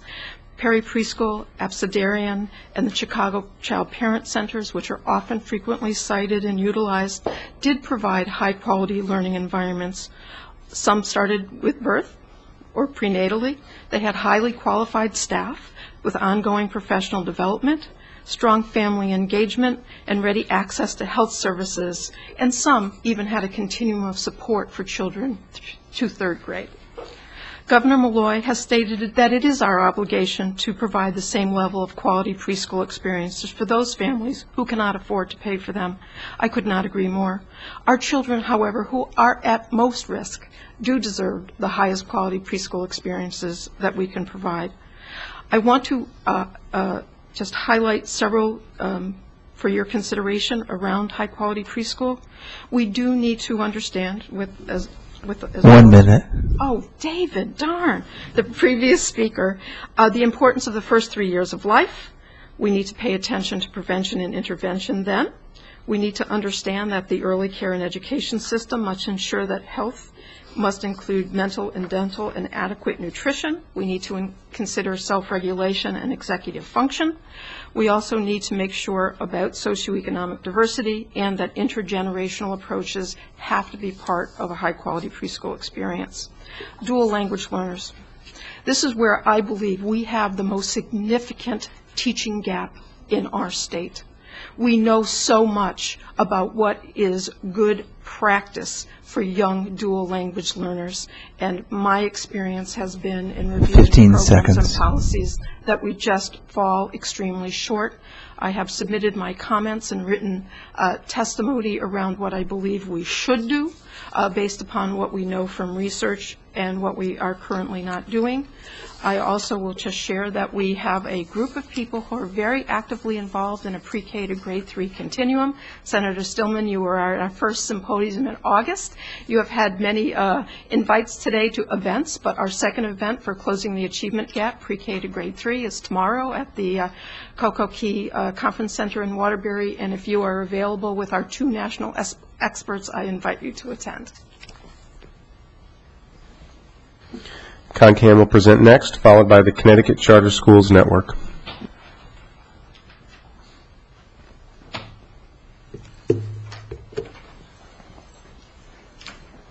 Good morning. Dr. Cardona, Senator Harp, and members of the Achievement Gap Task Force, thank you for the opportunity to share thoughts with you on this important issue. My name is Jennifer Alexander, and I'm the Vice President for Research and Partnerships at CONCAN, a nonprofit statewide education reform advocacy organization. For the past 7 years, CONCAN has been researching and analyzing student achievement in Connecticut and building a movement of concerned advocates to bring about changes to our public policies to close achievement gaps and guarantee all of Connecticut students an excellent public education. CONCAN's analyses, like those done by others, show that on every measure, our achievement gap is staggering. I know you're familiar with the data, and I've presented more detailed analyses in your packet. These facts add up to a personal tragedy for our children and an economic and civic crisis for our state. So what are we going to do about it? As Governor Malloy, Commissioner Pryor, and many others noted last week in the event, there are successful models in Connecticut and around the country that we can be learning from, investing in, and replicating. First, let's look at Connecticut. Each year, CONCAN produces report cards on every single school and district in the state. With this data, we recognize what we call success story schools, schools with at least 75% low-income or minority students, and where at least one student group, low-income students, African American students, or Latino students, outperform the state average. This year, CONCAN recognized 14 elementary, 9 middle, and 1 high school as success stories. That list is included in your packet. These are all kinds of schools, traditional public schools, charter schools, and magnet schools. What makes these schools work? They have strong leaders who have been given flexibility and autonomy. They create a culture of excellence and don't give up on students no matter the challenges, and they maintain a relentless focus on student learning. They have fantastic teachers who rally behind that leader's vision of success. They use data to understand where students are and choose from proven methods and programs to get students to where they need to be. They also have strong school communities who come together to work for this success. These schools need to be studied and their successful practices replicated. Also in Connecticut, we're seeing some districts like New Haven and Hartford doubling the state growth rate on state tests. Yes, these districts still have a long way to go, but this promising progress results from district leaders working in partnership with principals, teachers, and families, implementing tough accountability for failing schools, stronger educator evaluations, high-quality public choice options, improved transparency in data and school spending, and so on. But these are only 2 districts among so many that need help, and their success has largely been accomplished with little leadership from the state. There are only 24 success story schools this year, only 1 high school. We need to make this kind of success the rule and not the exception, and to do that, we need to create the right policy conditions. As you'll see in your packets, other states like Massachusetts and Florida are far outpacing Connecticut by significantly raising the achievement of their low-income students and students of color. How? By developing a clear strategic vision for reform and enacting comprehensive, sequential policy change. Massachusetts raised standards and expectations for all students starting in 1993, and they've benefited tremendously from a no excuses, all kids can achieve approach. Louisiana and Florida invested heavily in groundbreaking data and accountability systems that focus not just on testing, but on using data to improve instruction and tailor it to meet students' needs. In Maryland, educator effectiveness policies that are laser focused on effective teaching and student data have helped to close achievement gaps. Connecticut can learn from these and other states, but we must commit, above all, to stop tinkering at the margins as we have done in the past, and instead embrace a set of bold, sequential state policy changes. The governor's priorities for reform are an excellent start, but as many have pointed out, the devil will be in the details. CONCAN's study of reforms has led us to conclude that 3 of the highest impact policy areas state leaders can tackle this year are educator effectiveness, school funding, and accountability for our lowest performing schools. On educator effectiveness, we must grant all students access to the best possible teachers and principals. That starts with a robust educator evaluation system that includes student achievement growth, but let me be clear, is not based solely on test scores, to help teachers and principals become their very best and quickly remove those who consistently fail to improve. It also means aligning all other aspects of the system around evaluation results, from preparation to certification, tenure, and promotion. When it comes to school funding, we all know the current state distribution is deeply flawed, and the students who are already the farthest behind are often the ones at the short end of the stick. And students who go to public schools of choice aren't even part of the formula, which adds to the unfairness, confusion, and waste of how we spend our dollars. We need to start seeing a better return on our investment. We need an equitable school funding system that treats all students fairly, no matter what district they live in or what kind of public school they go to. An absolutely fundamental first step towards that is a common chart of accounts system. Finally, we all know that there are schools in our state that have been failing for years. We must give our state and local leaders increased authority to open up new high-quality options, implement a set of proven reforms, and close those schools that fail to show results. We cannot let another generation of students pass through those doors without taking dramatic action to fix things. Thank you, and we look forward to working with you on this. The Connecticut Charter Schools Network will present next. They will be followed by the Connecticut Association for Human Services.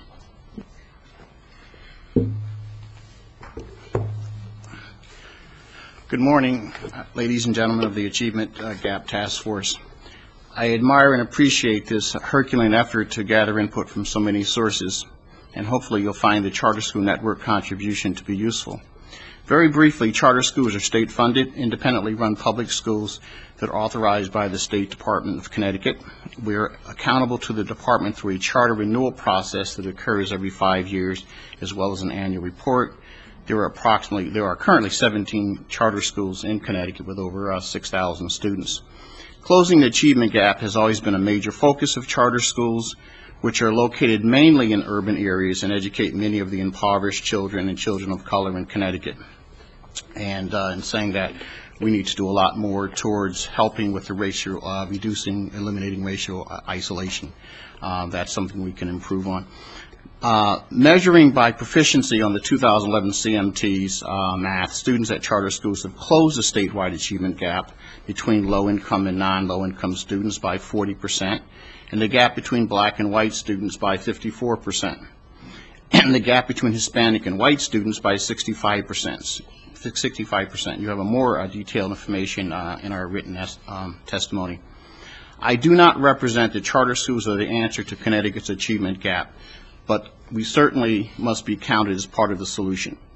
If you were to look at the success of charter schools on a school level, as well as other good public schools, it becomes an exercise in stating the obvious. Anyone can tell you that a good school has a safe and positive environment, care and talented staff, strong parent relationships, a rigorous curriculum, quality enrichment activities, and extra academic support for students who need it. I'm wearing two hats today, president of the network and also as CEO of Jamoki Academy, a high-performing school in North Hartford. Let me give you a 1-minute synopsis of closing the achievement gap for Jamoki Academy. Year 2004, since 1997 up to year 2004, Jamoki Academy was a failing school. Before asking itself 3 essential questions. Given a choice, what kind of school would a rational parent select for his or her child? What are all the barriers, obstacles to our children learning? And which of those barriers or obstacles can we as a school eliminate, and which barriers are outside of our control? And we decided to focus on those that were within our control. This parent would look at a portfolio of schools. They would not only look at charter schools, but at public magnet, charters, vocational, religious, STEAM schools, compact schools, chef schools. They would have a portfolio from which they were trying to select. What do great schools look like? What do they have in common? Excellent teachers, caring, compassionate staff, top administrators, strong parent involvement, rich, relevant curriculums, strong school culture. There's no secret here. Jamoki Academy in the year 2004 was a failing school. CMT scores of 59% basic or below, math 57% basic or below, and 100% of our students were black or Hispanic. 89% of our students were eligible for free and reduced lunch, and we had a budget of approximately $8,000 per child. Fast forward, the year 2010, Jamoki Academy was featured as a school success story. Its reading score for the 8th grade was 97.5% proficient or above. For math, 100% proficient or above. Still, 100% of our students are black or Hispanic. Still, 87% of our students are eligible for free and reduced lunch. And again in 2011, CMT scores at Jamoki Academy all but closed the achievement gap in math, reading, and writing, and outscored many affluent white school districts, with a budget of approximately $9,400 per student. There are many ways to tackle this. And 1 minute. Thank you. And we just want to point out that charter schools, along with all of the other types of models that I look at, have to become a portfolio of schools for Connecticut. You cannot just look at one monolithic model and assume that that's going to reach all of the achievement gaps that we're confronted with in Connecticut. But I think, as has been said many times here already, starting at the pre-K level is essential. That's where we went back and started looking at what was not happening with our pre-K kids. Our first pre-K class reached 3rd grade CMT last year, and it was the highest scoring CM class in the history of Jamoki Academy, and we believe because we built a strong early education center program. Thank you very much. I know we're a little bit past the halfway point. Although we were going to go straight through, I think we need members and those attendants need at least a 3-minute break, so you can stand, stretch. We are going to come back in about 3 minutes. I respectfully request to the task force members to be ready to hear testimony in about 3 minutes. Thank you.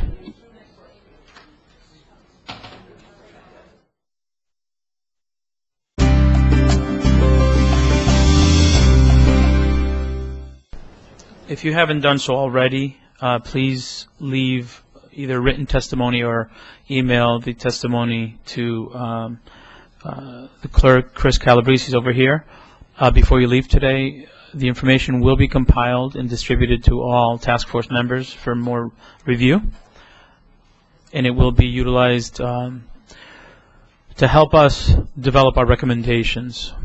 We also would like you to make sure you include your contact information before you leave with the clerk, so that if a task force member has a follow-up question, a need for clarification, or would like more information, they can contact you directly. Thank you. Mr. Freeman? We will resume our testimony with the Connecticut Association for Human Services. I would also like to ask at this time if everyone would add a number 31 to your agenda, and we will be hearing from the state-funded child care centers as presenter number 1. Following the Connecticut Association for Human Resources, we will have Reach Out and Read. Good morning. The Connecticut Association for Human Services would like to thank the task force for the opportunity to speak at today's forum on high-impact strategies to address Connecticut's achievement gap. My name is Jillian Gilchrist, and I'm the Early Care and Education Policy Analyst for CAUSE. Founded in 1910, CAUSE promotes family economic security strategies that empower low-income working families to achieve financial independence. We take a lead role in building the public will for an early care system by convening the Providers Caucus. CAUSE is also a member of the Connecticut Early Childhood Alliance. The Alliance is a statewide membership and advocacy organization committed to improving the developmental outcomes for all children, birth to 8, in the areas of early learning, health, safety, and economic security.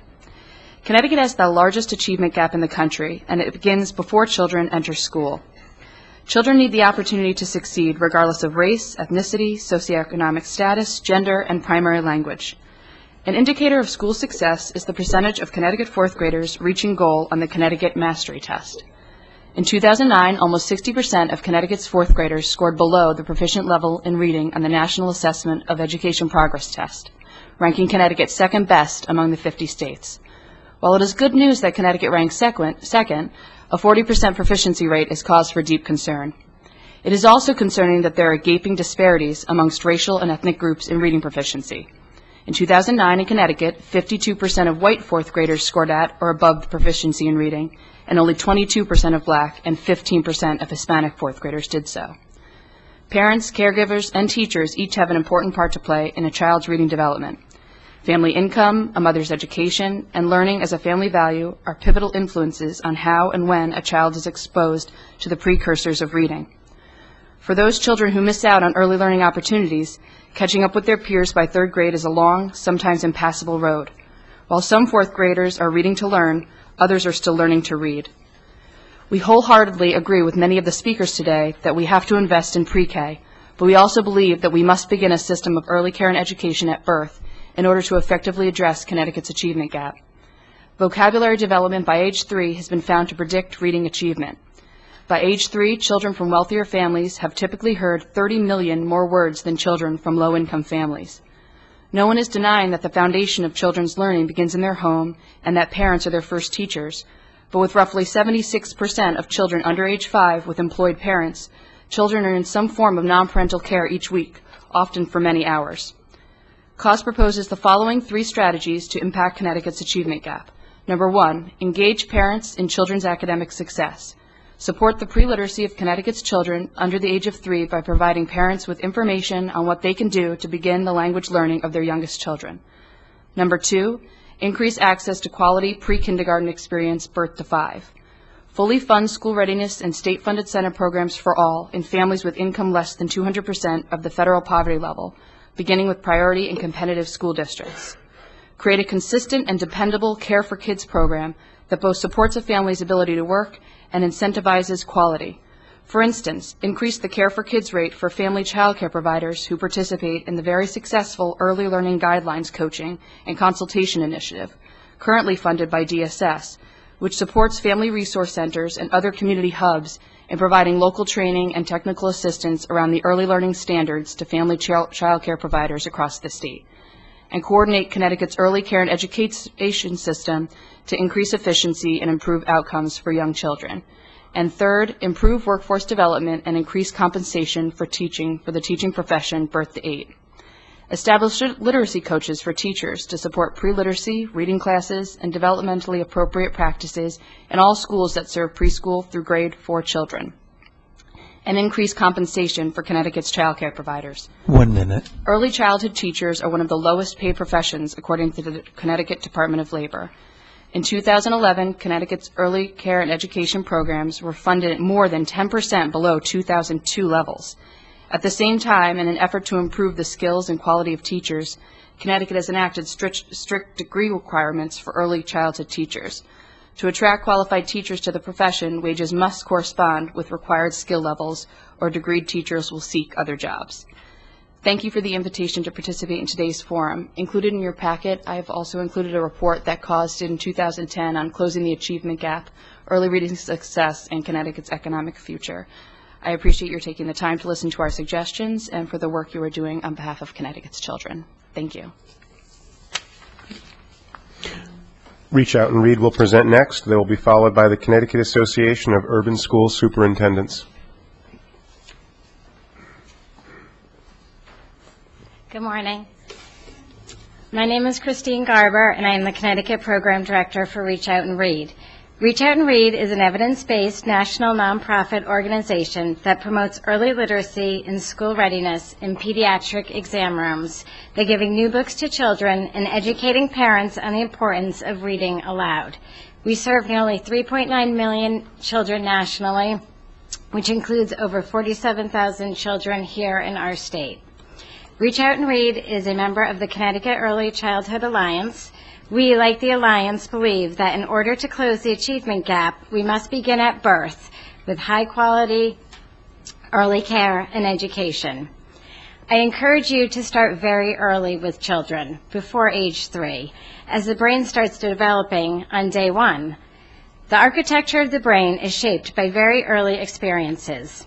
Unused nerve cells are pruned in these very early years. Cognitive skills of book sharing ensure that brain connections persist. I encourage you to start early educating parents.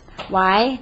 Because by age 3, 80% of their child's brain growth is complete. If we wait, parents will miss this important window of opportunity. In order for our children to develop the foundational literacy skills they need to start kindergarten, parents must be educated from the time their child is born about the enormously important role they have in shaping the lives of their children. Simply reading aloud to their children 10 to 15 minutes a day will set those children on a trajectory of knowledge and success in life. However, currently fewer than half of the parents in the United States read to their young children daily. This, in turn, translates into 35% of our nation's children entering kindergarten without the basic language skills they need to learn to read. And those children who fall behind in first grade have a 1 in 8 chance of ever catching up to grade level without extraordinary efforts. And the news is worse for low-income children. A typical middle-class 5-year-old is able to identify 22 letters and sounds of the alphabet compared to 9 for their low-income child who hears 30 million fewer words while often living in an environment of adversity and toxic stress, which in childhood is linked to damaging the developing brain architecture. I encourage you to implement Reach Out and Read. Reaching and educating these high-risk children and families is the barrier we face. However, the Reach Out and Read model breaks this barrier by its unparalleled access to children and their parents from birth. By partnering with pediatricians, Reach Out and Read leverages the trusted relationship between doctors and parents to develop critical early reading skills. Reach Out and Read takes place in the exam room during the 10 standard well child visits from 6 months through age 5, reaching children and educating parents during those critical early years of brain development. Moreover, through our presence in hospitals, clinics, and health centers, we reach children who do not have access to early education programs, therefore mostly need our services. Nearly 90% of all children see a healthcare provider at least annually for a checkup, while less than 1/3 are in any child care setting, the next most common contact with a formal service system. 14 independent studies, all published in medical journals, say Reach Out and Read works. Not only does Reach Out and Read gain access to the high-risk children and their parents, those participating children enter kindergarten better prepared to succeed with larger vocabularies, stronger language skills, and a 6-month developmental edge over their peers. There is more extensive published research available supporting the Reach Out and Read model than for any other psychosocial intervention in general pediatrics. Additionally, our model is fiscally responsible, as our team of pediatricians volunteer their services to deliver our plan. 1 minute. Accordingly, allocating funds up front to Reach Out and Read is far less costly than providing extra services to school-aged children trying to catch up to grade level. It is preventive literacy care, if you will. Endorsed by the American Academy of Pediatrics, Reach Out and Read incorporates literacy and early reading skills into the definition of child health, aligning us perfectly with Public Act 11-181 and the integration we are aiming for here in Connecticut. Some people there are who, being grown, forget the horrible task of learning to read. It is perhaps the greatest single effort that the human mind undertakes, and he must do it as a child. Let's not be those types of grown-ups. Let's remember that the desire to read is not born in a child. It is planted by parents and teachers. Let's start early and give our children and families the tools they need to be successful. Thank you. Connecticut Association of Urban School Superintendents will speak next, followed by the Coordinating Council for Children in Crisis. Good morning, and thank you for having us today. I'm Sal Pasquarello. I'm Vice Chair of CAUSE and currently Superintendent of Schools in Danbury, Connecticut. The Connecticut Association of Urban Superintendents, CAUSE, represents 19 Connecticut school districts that serve almost 200,000 students, more than 1/3 of the state's total public school enrollment. These urban school districts, which serve the vast majority of the state's minority students, students from low-income homes, and students from homes where English is not the primary language, are experiencing challenges unique to these demographics. The challenges facing Connecticut urban schools are growing more intense each year, as you've heard today from all of the statements that are made by the various groups. So we have a number of recommendations, and I'll end with some specificity at the end. We take some positions regarding funding. CAUSE takes this position. Funding must be provided to protect wraparound services, including universal pre-K beginning at age 4, full-day kindergarten, extended day for grades 1 through 3, summer programs, and partnerships with community organizations for after-school programs. Wraparound services integrate a range of resources to raise the academic outcomes for students who face barriers to academic learning before economic, social, and emotional issues. The range of services include comprehensive efforts. I tell this group to listen dearly at this. This needs to be they talk about a 360 model. We do need assistance of the after-school programming, the housing. There needs to be what we call an interagency agreement, so we can sit down and bring resources together, and we don't do a divide and conquer, which seems to be the transactional way that we've done things in the past. It just doesn't work.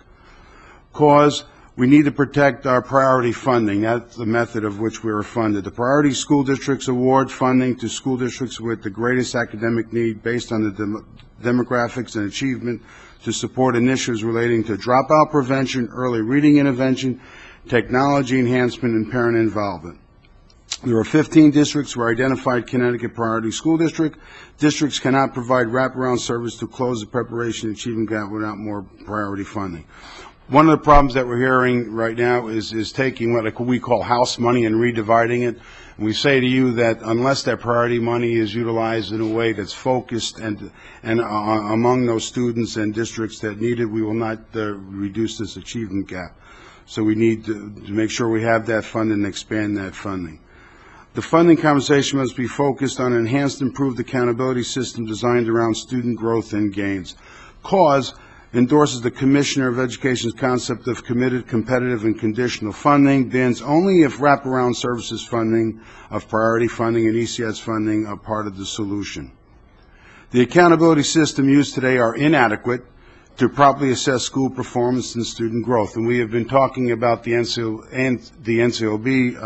benchmarks, but CAUSE wants to work with the State Department to reconceptualize and design a new, more effective method of system and school-based accountability, which is based across the broad base of accountability for principals, superintendents, Board of Educations, and they're looking at growth over time with a value-added program. We have those. We have some districts that have even attempted a few of those things. We're willing to share those with the Commissioner and move forward. We think that will also reduce the achievement gap. The other thing we heard about today is the preparation gap must be addressed if we are truly to impact the achievement gap. The most distressing fact is our increasing inability to provide those students who enter our classroom unprepared with the additional supports they need to succeed. They must have access to programs to prepare them to read and build cognitive, verbal, and social skills that lead to academic and life success.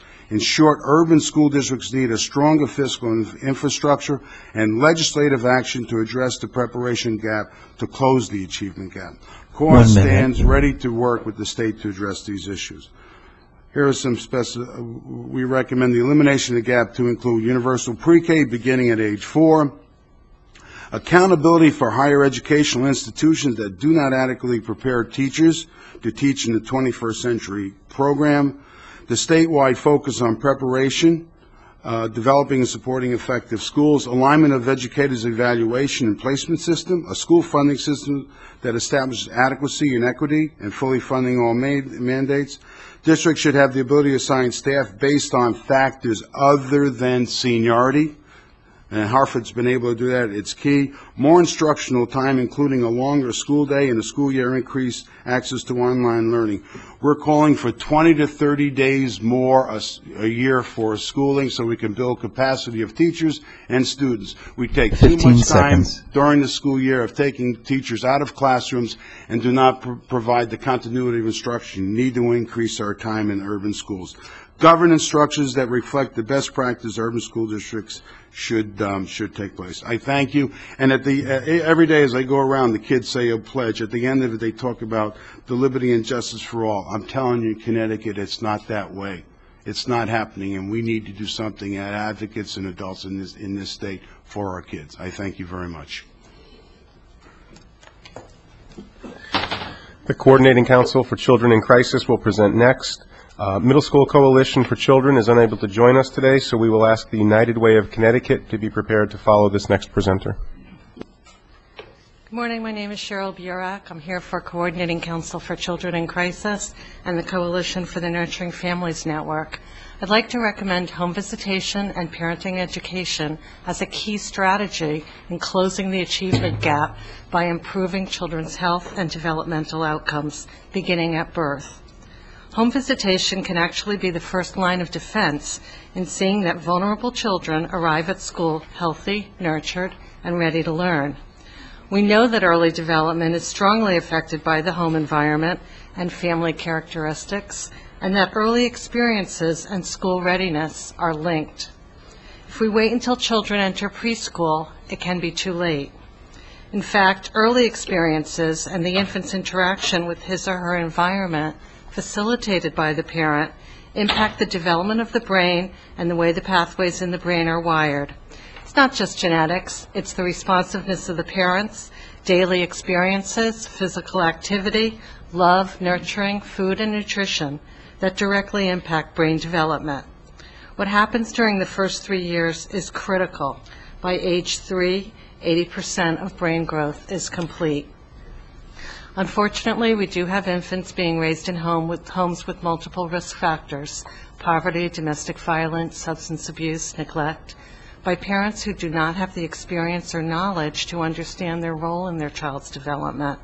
As their child's first teacher, they need parent education and guided practice to help them understand how their early interactions with their children promote secure attachment and impact their cognitive and social emotional development. Connecticut's home visitation think tank noted that very vulnerable families need an intervening person, but actually rarely reach out for support or services.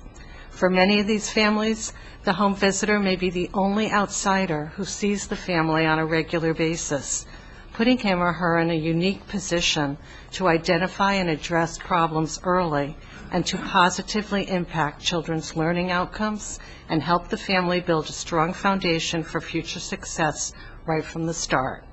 For example, in the Nurturing Families Home Network Visitation Program, health, nurturing parenting, Parents' Life Course, and school readiness all must be addressed with families during every developmental stage from birth through age 5. And I've attached some information to your packets. Results-based outcomes for the program show that the immunization rate for 2-year-olds is 93% compared to 66% for a similar population on Medicaid, that 98% have a pediatric medical provider and ongoing care, 95% demonstrate normal development, and the child abuse rate is 2% as opposed to 20% in similar populations. The Children's Trust Fund has been building a universal statewide home visitation program that can be expanded to serve a broader population and serve as a model that screens, assesses, and educates high-risk, underserved, and English-limited parents and their infants and toddlers. The Connecticut Departments of Public Health and Children and Families also fund home visitation services. Now we need a home visitation system, not fragmented programs, which one identifies and provides a coordinated continuum of home-based and related services available prenatally and through the early years. 2, a system that is coordinated across state departments with incentives for collaboration at the local level.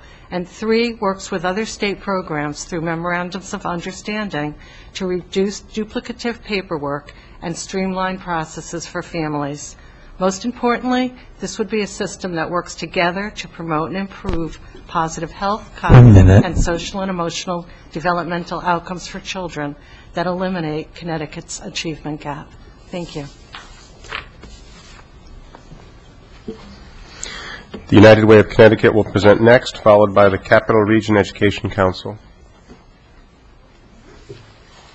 Thank you very much for the opportunity to present here today.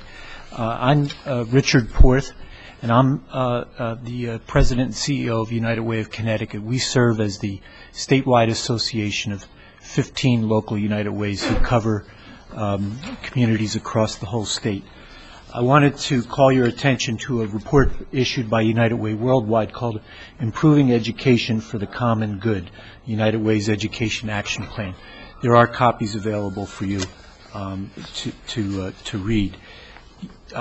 United Ways across the state have focused and invested for a long time in education, particularly in early care and education, and have worked with people like Elaine Zimmerman and others around the state to try to make early education as strong as it can be. Today I'm going to talk very briefly about 2 initiatives that go beyond early education and help to address the achievement gap of 2 of our local United Ways, the New Haven United Way and the Bridgeport United Way.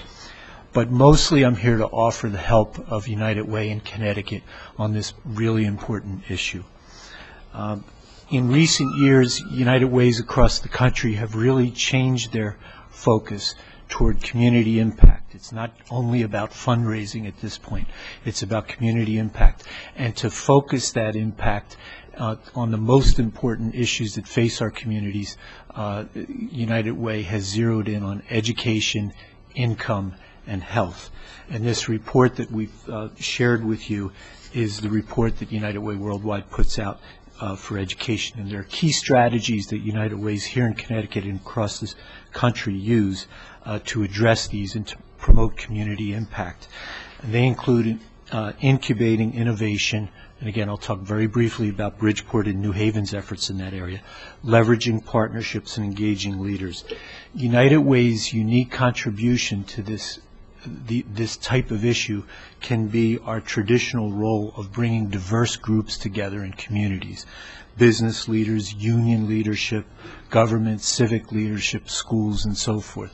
We've done that for years and years, and we want to use that capacity and that convening role that we've played to help leverage more support across the broad spectrum of the community for real change that can lead to narrowing the achievement gap. Very briefly, the two examples of innovation that are being incubated in New Haven and Bridgeport include New Haven United Way's work partnering with the City of New Haven and the New Haven schools in a nationally recognized New Haven School Change Initiative. United Way's focus, United Way of Greater New Haven, is on the Boost Partnership.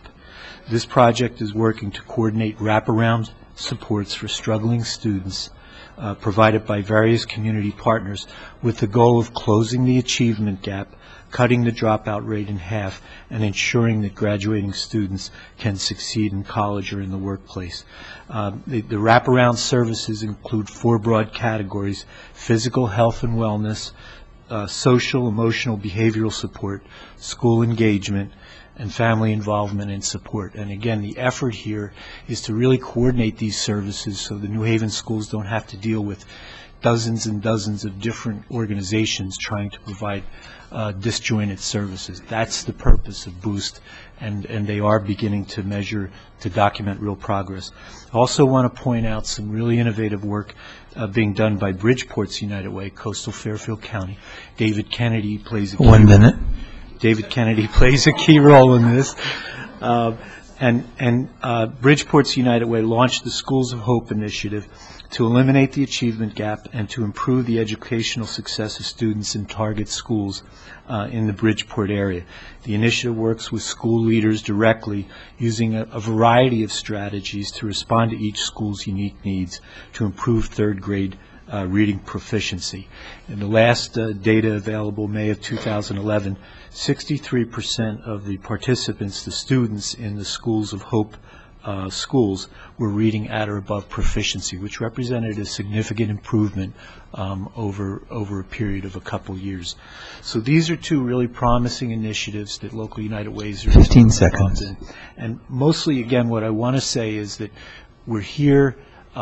We've been in Connecticut for a long time. We want to support in whatever way we can the work, the really important work that you and state leaders are doing to reduce that achievement gap. Thank you very much. We will hear next from the Capital Region Education Council, followed by the Connecticut Early Childhood Alliance.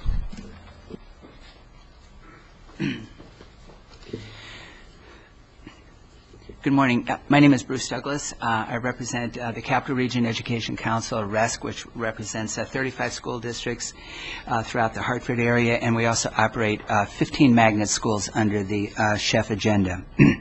I believe that we need strong interagency coordination between health and human services and education. This is essential in closing the preparation gap that has lifelong consequences for our most disadvantaged children. Health and Human Services do not receive adequate funding to ensure all students are prepared to be successful in school. Among these services, there remains a profusion of unmet need, and these programs continue to be among the biggest losers in state budgeting. I'm sure you've heard, and I've heard today, many calls to increase the length of the school day or the length of the school year.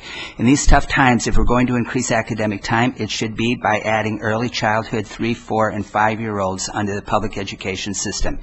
Correct magnet schools enters children at 3 years old. Currently, we have no achievement gap at reading level in the 3rd grade.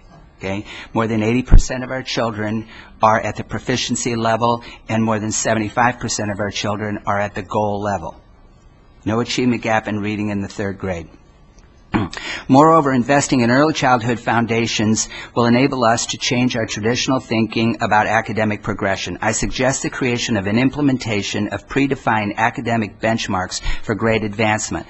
Unlike the CMT or CAP, these benchmarks would define levels of academic maturity and determine students' ability to achieve success at progressively demanding levels of content.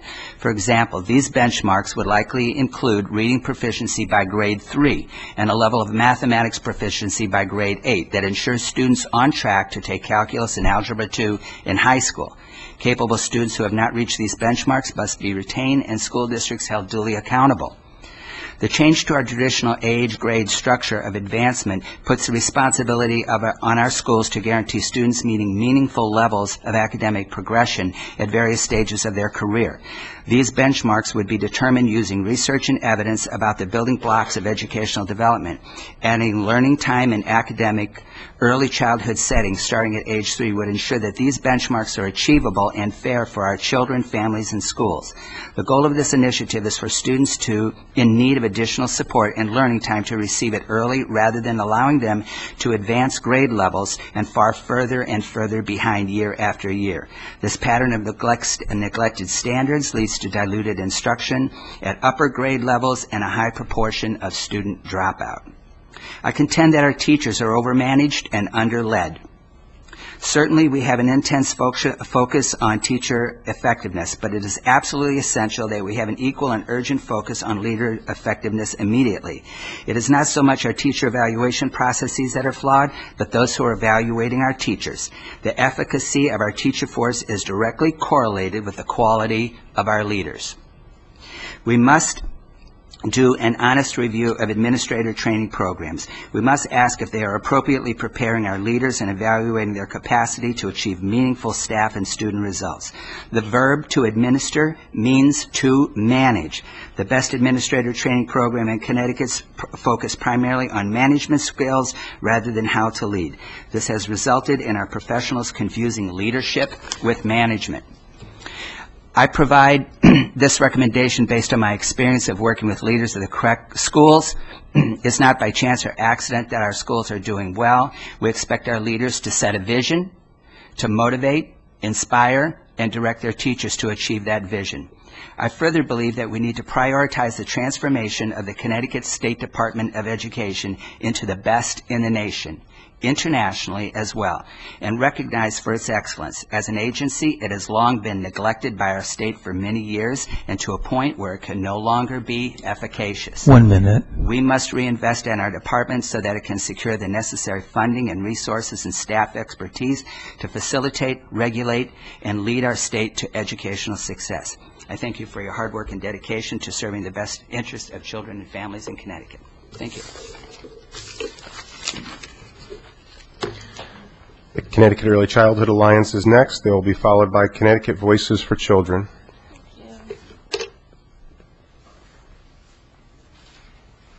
Good afternoon. My name is Elena Trueworthy, and I'm the director of the Hartford Area Child Care Collaborative. The collaborative is a 23-year initiative of the Hartford Foundation for Public Giving, focusing on improving and sustaining high-quality child care services in the greater Hartford region. Today, I am testifying as a steering committee member of the Connecticut Early Childhood Alliance. The Alliance is a statewide membership and advocacy organization committed to improving the developmental outcomes for all children, birth through age 8, in the areas of early learning, health, safety, and economic security. From birth, all children need a stimulating, language-rich, developmentally appropriate environment that encourages brain development, early literacy skills, and social-emotional competence. These are the foundations for strong academic achievement, which can be found in high-quality early care programs and settings, including the home, neighbor care, and center-based child care. So given the overwhelming body of research and evidence that we've heard about today, where does this put Connecticut? Well, we are fortunate to live in a state where our policymakers and leaders are aware of these studies and have acted to create a high number of quality programs to reach young children. However, there are two problems evident in our current efforts. First, they are underfunded. One of the key findings of Connecticut Voices for Children 2011 report was that Connecticut's early childhood programs were funded at more than 10% below the 2002 levels. One of the outcomes of this underfunding is that wages for early childhood teachers are extremely low. So there has to be support for the advancement of the current workers in the early childhood field. To support adult English language learners, the Hartford Area Child Care Collaborative, along with Capital Community College and the Hartford Department of Children, Families, Youth, and Recreation created a pilot called Paving the Way with the support of the Hartford Foundation's Brighter Futures initiative. This project is taking ESL students who normally would have to take many classes to learn English, non-credit, before being able to take any credit-bearing classes. This initiative allows them to do it simultaneously, allowing the students less time, money, and frustration, and paves the way. It is these types of models that should be looked at to be replicated statewide that work. The second problem Connecticut faces is that our current early care and education efforts lack coordination. Programs operate in isolation and in multiple state agencies. Other states, such as Massachusetts, North Carolina, and Washington, have consolidated early childhood programs into one office, which has resulted in increased alignment and streamlined services. So significant efforts have been made in 2011, such as the Connecticut's Race to the Top Early Learning Challenge application. Although it did not get funded, it did produce a roadmap of next steps for early childhood efforts, including increasing access to preschool with 1,000 additional slots. We also enacted in 2011, and the governor signed, Public Act 11-181. This legislation is intended to address the issues of coordination and alignment in our early childhood system. Although steps have been minimal to enact and implement Act 11-181, I asked this task force and this legislature at large to take action to ensure that this legislation gets implemented in a timely manner. In conclusion, the Connecticut Early Childhood Alliance offers the following suggestions. 1, increase funding for early care and education. 2, increase access for all children to high-quality early care programs. 3, reform our patchwork approach to early childhood. And 4, invest starting at birth. Universal preschool is a commendable goal, but alone will not close Connecticut's achievement gap. Thank you very much for this opportunity. Connecticut Voices for Children is next. They'll be followed by the Diaper Bank.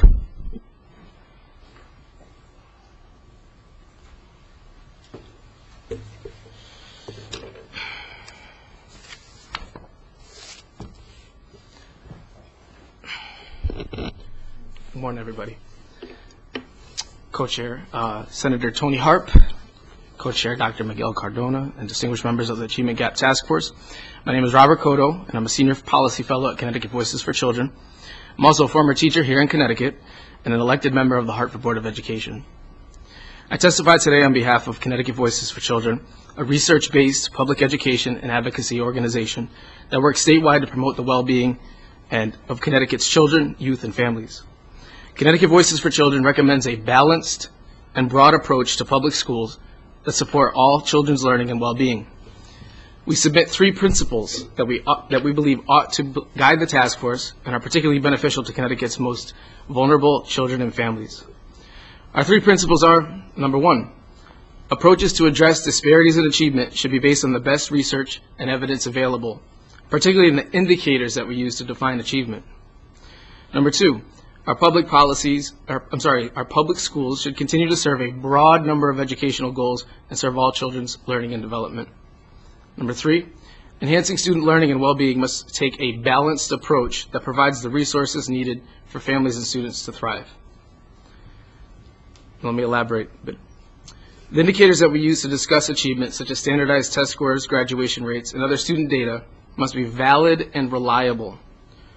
For example, many studies focus on proficient levels on the CMT or NAEP, but this type of data is incomplete.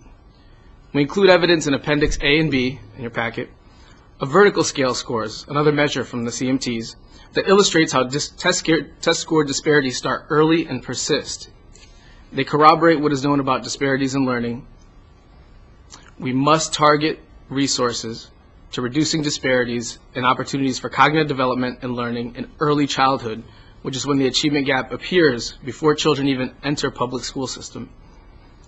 The vertical scales in your packet in Appendix A and B show a limited but helpful picture of how low income and race matter and where students begin in the 3rd grade on the CMTs. But this data also shows that there may be comparable growth between racial and ethnic groups over the course of a year. Importantly, the new information from the CMT shows the need for a variety of reliable assessments and indicators to define achievement that we can use to make valid conclusions about student learning. Our schools should continue to provide a broad educational program that serves all children's learning and development. The goals may include, but are not limited to, academic skills, critical thinking, the arts and literature, preparation for skilled work, social skills and work ethic, citizenship, and emotional health. A particular concern is the need to keep all kids in school. For instance, exclusionary disciplinary policies, unregulated alternative schools, and noncompliance with truancy laws are all examples of ways that schools push out students from public schooling. In addition to reporting and collecting accurate data on suspension, truancy, and attrition in high school, particular focus and attention should be paid to the importance of skills developed in pre-adolescence, the flexibilities of high schools to personalize their programs for struggling students, and the opportunities for employment and post-secondary education that are open to students. Trends in the long-term NAEP, which you've looked at quite a bit already in this task force, show that the racial and ethnic minority test score gap actually decreased in the 1970s and 1980s. So that gap closed during those 2 decades. Over the past 60 years, however, the test score gap between low-income and high-income students has actually widened. That's since about the 1940s. The decrease in disparities in achievement for racial groups and increase in disparities between income groups are complex and interrelated. Increase in opportunity for racial and ethnic minorities appear to explain part of the gap closing in past years. Achievement indicators are summary measures of school, home, personal, and community factors. Therefore, we must take a balanced approach to schooling that, with community and parent involvement, combines in-school and out-of-school supports for students and families. The needs of students and families with low income must be addressed in combination with any new educational program. Please see our attached recommendations with background info, along with the appendices showing this growth that I claim, or that the CMTs claim, for further detail and elaboration. Thank you. The Diaper Bank will present next. They'll be followed by Child Health and Development Institute.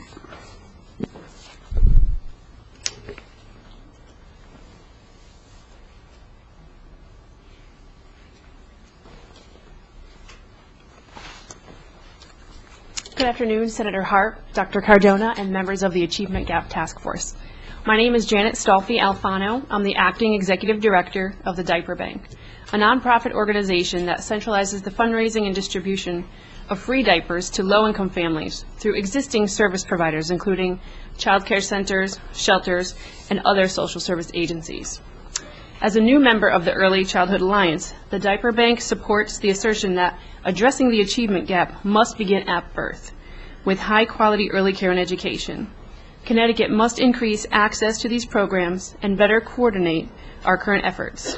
And to do that, Connecticut must implement early childhood legislation passed last year, Public Act 11181, which will result in a system for all children, starting from birth, that aligns and coordinates services in the areas of health, safety, nutrition, parental support, child care, and early education. Through our diaper distribution network of 66 agencies, we provide over 200,000 free diapers monthly to low-income families in Greater New Haven, Bridgeport, Hartford, and Middlesex County.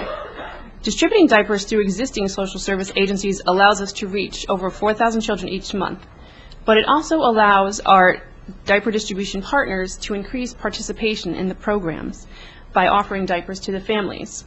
High-impact programs such as Minding the Baby, All Our Kin, family resource centers like Wexler Grant and Dunbar in Bridgeport, as well as many home visitation programs like the Nurturing Families Networks.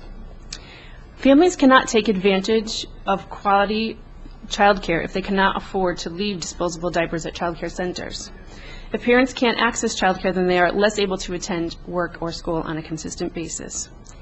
There are many benefits to having a reliable and adequate supply of diapers, contributing to the overall health and development of the child. Children's health and development will improve as diseases associated with infrequent diaper changing, such as urinary tract infections and diaper dermatitis, decrease. Children will miss fewer days of preschool due to diarrhea and other respiratory illnesses. Infants and toddlers will be better able to enroll in early education programs, increasing their school readiness and overall development. For families, parents will be more able to work to support their family because their children can now enroll in early education programs. Parents will miss fewer days of work due to children's illnesses. Fewer cases of respiratory and gastrointestinal diseases reduce the medical costs associated with such diseases, lightening the economic burden of families. And for communities, increased enrollment in early education will benefit the child care businesses and the economic health of the community.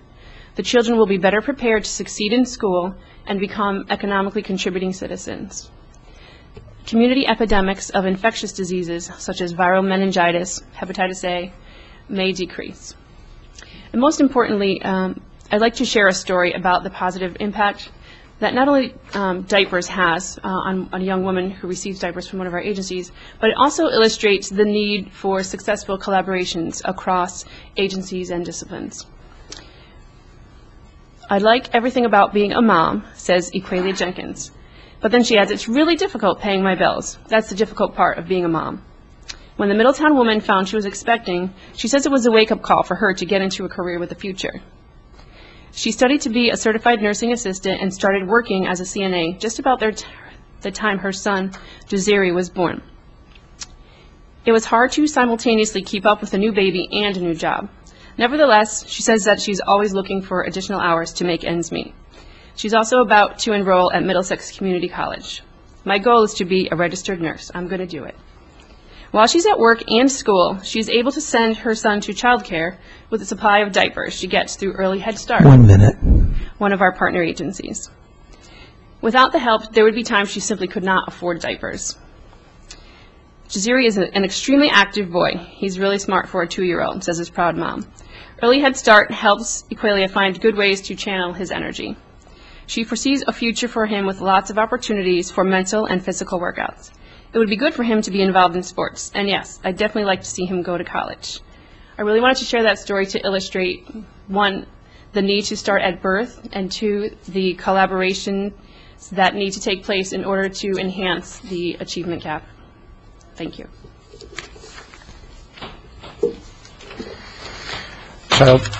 Child Health and Development Institute will speak next, followed by Bridgeport Child Advocacy Coalition.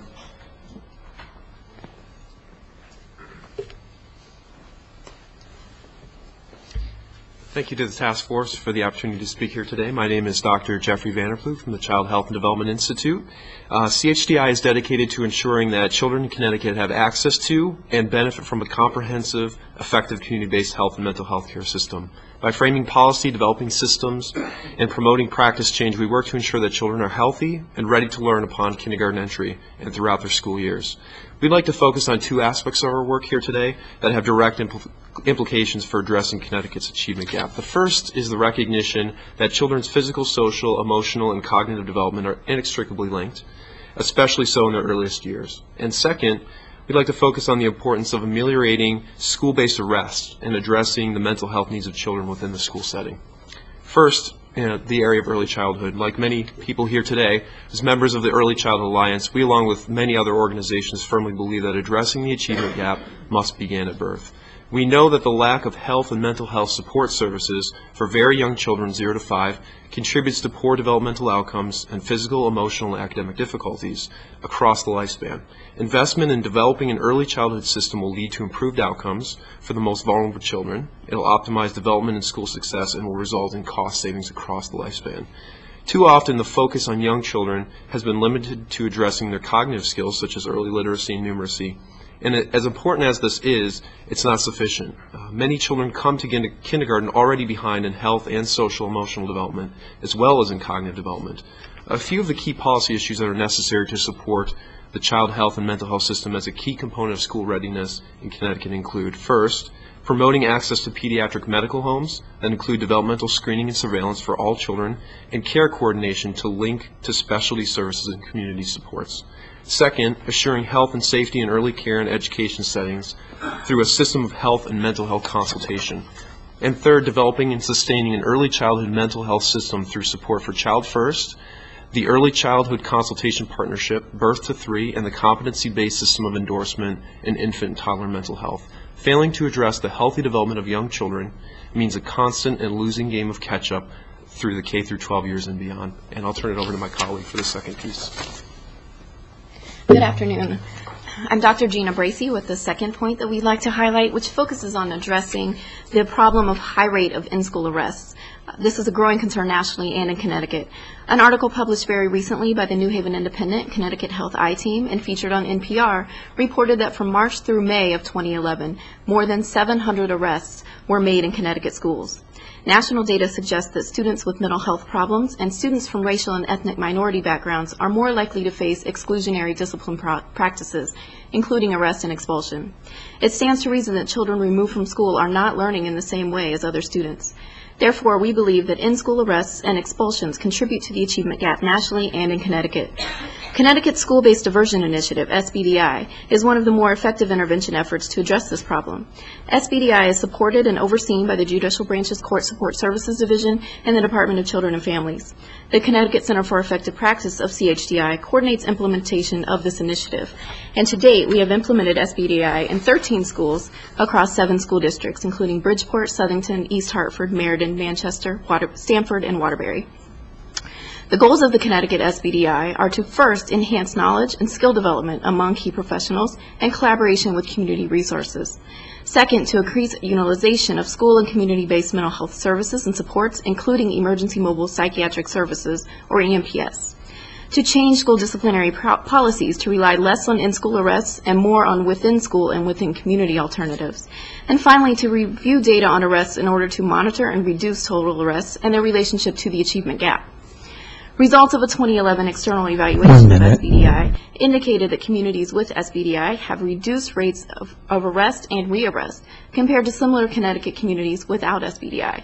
And this is even after controlling for age, gender, race, and previous arrests. The data also indicate that increased utilization of EMPS is an effective alternative to arrest. We have 2 policy recommendations in this area. First, to include school-based arrest as a key element of the overall understanding of the achievement gap.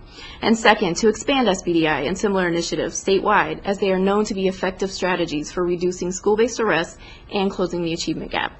Thank you for the opportunity to speak before you today, and please contact us at CHDI with any further questions. Is it SBDI? SBDI, School-Based Diversion Initiative. Thank you. Our next presenter will be the Bridgeport Child Advocacy Coalition, to be followed by All Our Kin. Good afternoon. My name is Mary Pat Healy, and I'm the Executive Director of the Bridgeport Child Advocacy Coalition. We truly appreciate the opportunity to comment before the Achievement Gap Task Force this afternoon. Nowhere is the achievement gap more clearly evident than in the Bridgeport region. The achievement gap between Bridgeport and its neighboring suburbs is profound. Students from districts like Bridgeport are at a significant disadvantage than their peers living right next door. Many recommendations, and those mentioned here this morning, have been made to close the gap, including access to quality early childhood education, strong school leadership, professional development and support for teachers, and meaningful parent and community engagement, to name just a few. These are all critical initiatives that we wholeheartedly support and will continue to do so. However, without sufficient funding, these recommendations will remain just that, recommendations with no hope for implementation. Without adequate funding, a quality education will not be possible in a poor district like Bridgeport. The majority of state funding comes from the Education Cost Sharing Grant, or ECS. However, that formula no longer works. We appreciate that there have been some adjustments to the ECS formula in the past few years, and we appreciate the present work of the ECS task force.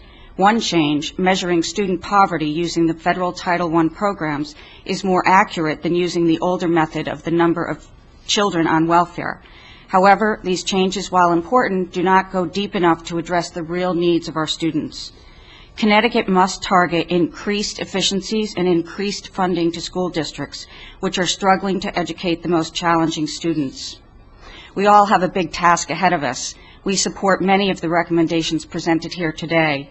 We look forward to working with this committee, as well as the Education Cost Share Task Force, as well as the many organizations here today, in moving these recommendations forward towards positive change for all students. Thank you. All Our Kin will be our next presenter. They will be followed by the state-funded child care centers. Good afternoon. I'm Shannon Hill, Child Care Policy and Economic Development Fellow at All Our Kin. Thank you for this opportunity. Addressing the achievement gap must begin at birth with high-quality early care and education. Home-based child care providers, both licensed and unlicensed, play a crucial role as teachers of Connecticut's youngest and most vulnerable children. The majority of infants and toddlers are cared for in home-based settings, and children with socioeconomic risk factors are most likely to be in home-based child care arrangements. These child care programs are, therefore, essential to meeting the need for infant and toddler care, as well as the need for affordable second and third shift and culturally based care. At their best, home-based child care providers lay the foundation for a next generation of citizens to learn, develop, and succeed, both in school and in life. But family child care varies wildly in quality, from programs meeting the highest possible standards to programs that do regrettably little to support children's development. We at All Our Kin have invested significantly and with tremendous success in supporting unlicensed caregivers to meet state standards and become licensed family child care providers, with significant effects on the health, safety, and professionalism of their programs. We also enhance the quality and sustainability of licensed family child care by providing intensive coaching and consultation to teachers and ongoing professional development opportunities. However, while many other states have invested in initiatives that develop quality and raise standards for licensed family child care, our state lags far behind, with almost no government investment in home-based child care. Until Connecticut begins to invest in these programs, a substantial percentage of our low-income children will be left out of state child care quality initiatives. In order, therefore, to address the achievement gap, it is essential for Connecticut to invest in family child care, ensuring that these programs meet the highest possible levels of quality. We in Connecticut know how to improve early care and education programs. The School Readiness Program is a proven model for creating quality care. But that initiative, and the funding and technical support that accompanies it, has not been available to family child care programs, and we offer very little to encourage our family child care providers to meet quality standards above and beyond the licensing minimum.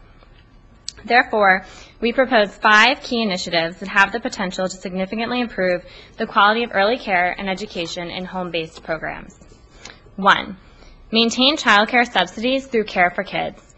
Increase subsidy rates to support quality care, and change eligibility rules so that children don't lose access to care if their parents become unemployed or family circumstances change. 2. Create a quality rating and improvement system that includes family child care. This system should hold programs to standards that are equivalent with those for centers, but also recognize the unique nature of home-based care. 3. Open eligibility for school readiness and infant-toddler contract funding to family child care programs demonstrating that they meet quality standards. 4. Continue the very successful Early Learning Guidelines Coaching and Consultation Initiative, currently funded by the DSS, which provides training and technical assistance around the early learning standards to family child care providers across the state. And 5. Invest in staffed family child care networks. Recent research demonstrates that the best way to improve family child care quality is through creating staffed family child care networks with specially trained coordinators and strong relationship-based models for training and professional development. Despite everything the state has done to enhance our educational system, we have yet to invest in these proven models for raising quality in the child care programs where so many of our youngest and most vulnerable children are cared for each day. I hope we will seize the opportunity before us now to close the achievement gap and put all of Connecticut's children on a path to success. Thank you. Our final presentation today will be made by the state-funded child care centers. What she said, and then some. My name's Kathy Queen. I appreciate the opportunity to speak with you today. I'm Executive Director, Wallingford Community Daycare. I'm co-chair of the State-Funded Child Development Center's Directors Forum, and I'm Vice Chair of the Connecticut Early Childhood Alliance. The Connecticut Early Childhood Alliance would like us to repeat the message. Addressing the achievement gap must begin at birth with high-quality early care and education. Connecticut must increase access to these programs and better coordinate our current efforts. To do that, Connecticut must implement early childhood legislation passed last year, Public Act 11-181, which will result in a system for all children from birth that aligns and coordinates services in the areas of health, safety, nutrition, parental support, child care, and early education. That message, coupled with a concern that Connecticut do no harm while trying to solve the major concerns facing our children and families, may lead us in the direction of closing that achievement gap. In 1968, Connecticut had a great idea of supporting working parent families by providing affordable, high-quality child care. Now, here we are 44 years later. Those 4,300 children, many of whom are now second-generation children, are being incorporated into the State Department of Education School Readiness Program. With the commitment and support of Governor Malloy, we are in an unprecedented position to finally add our efforts to those of so many others to help Connecticut kids succeed in school and in life. Connecticut has tried many methods to close the achievement gap, but has failed to provide enough support to really make a difference. We know that children benefit from high-quality care and education, but we are still so poorly funded that our teachers qualify for aid and are eligible for programs open only to low-income families. Connecticut passed a law mandating degreed teachers in every classroom by 2020, but has not provided the scholarship support necessary or the higher education programs required to allow that to happen. Adequate scholarship dollars and priorities for those scholarships for those professionals working in publicly funded child care and school readiness is essential. Early childhood education is a grossly underfunded industry. Our nation does not really believe that quality child care is important, and Connecticut thinks we can fix this problem by funding a little bit of early childhood ed. Perhaps if we call it education, we can find value in it. The fact is, our kids come to us each day from a family that is working at whatever job they can get, barely keeping the roof over the family and food on the table. Very often, those families are moving regularly from relative to relative, job to job, place to place. Before long, relationships are damaged or non-existent, jobs are in jeopardy, bills are piling up, and they may not have a working cell phone. The parents of the kids we serve today are themselves victims of this achievement gap. They grew up without seeing the value of an education, and while they do want what's best for their children, they don't know what's involved or how to achieve it. We are working with those families and children to emphasize the importance of early literacy, good nutrition, proper health care, and a myriad of other topics that are the hallmark of exceptional early childhood programs. That information and affordable, consistent support for those low and moderate income families will empower these young adults to close the gap. There are organizations like Connecticut Parent Power, Connecticut Parent Union, many other groups, working hard to empower parents and communities and give them the skills and willingness to help themselves. The achievement gap will begin to close when families once again can see that they can make a better life for their kids through hard work and education. Our efforts in Connecticut to provide a high-quality system of early care and education are a key component in your efforts to close the gap. We can and do help families to value themselves and their kids and know that they can change the world one child at a time. For every child enrolled in a state-funded child development center, there are benefits that support the entire family, and the child also receives the very best education possible. Children in our care have the benefit of good nutrition through the Child and Adult Care Food Program, health monitored regularly, Super Start on literacy, and all the other components. Education does not begin in a public school. It begins at home. 15 seconds. Please invest in our children when it matters the most, and give our families the tools they need to succeed. Affordable, high-quality child care beginning at birth is one of those tools. Thank you.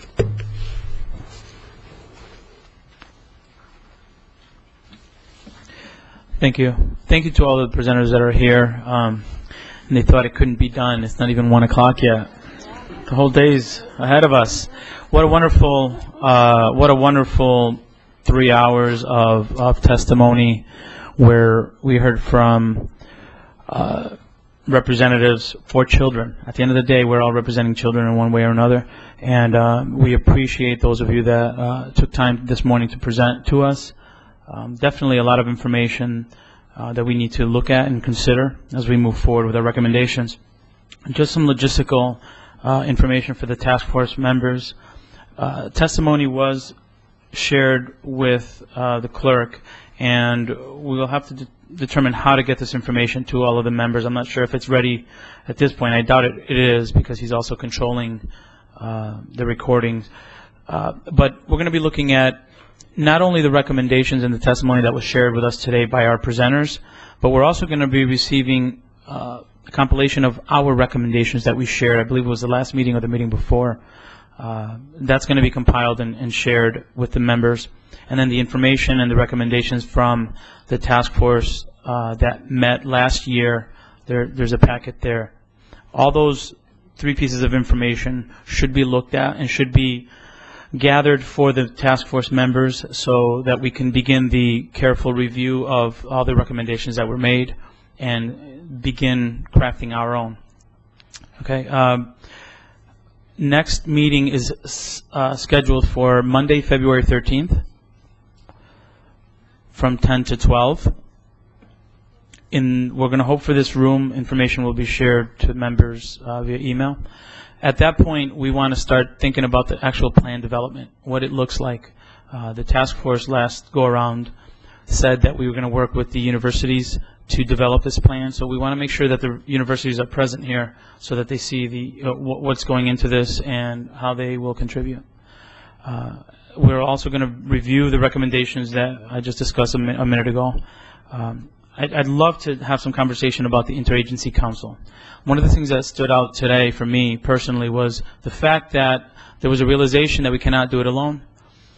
And I feel that one of the best things we did last year was to establish an Interagency Council where members of different agencies are going to sit down together to say, this achievement gap affects all of us. How do we contribute?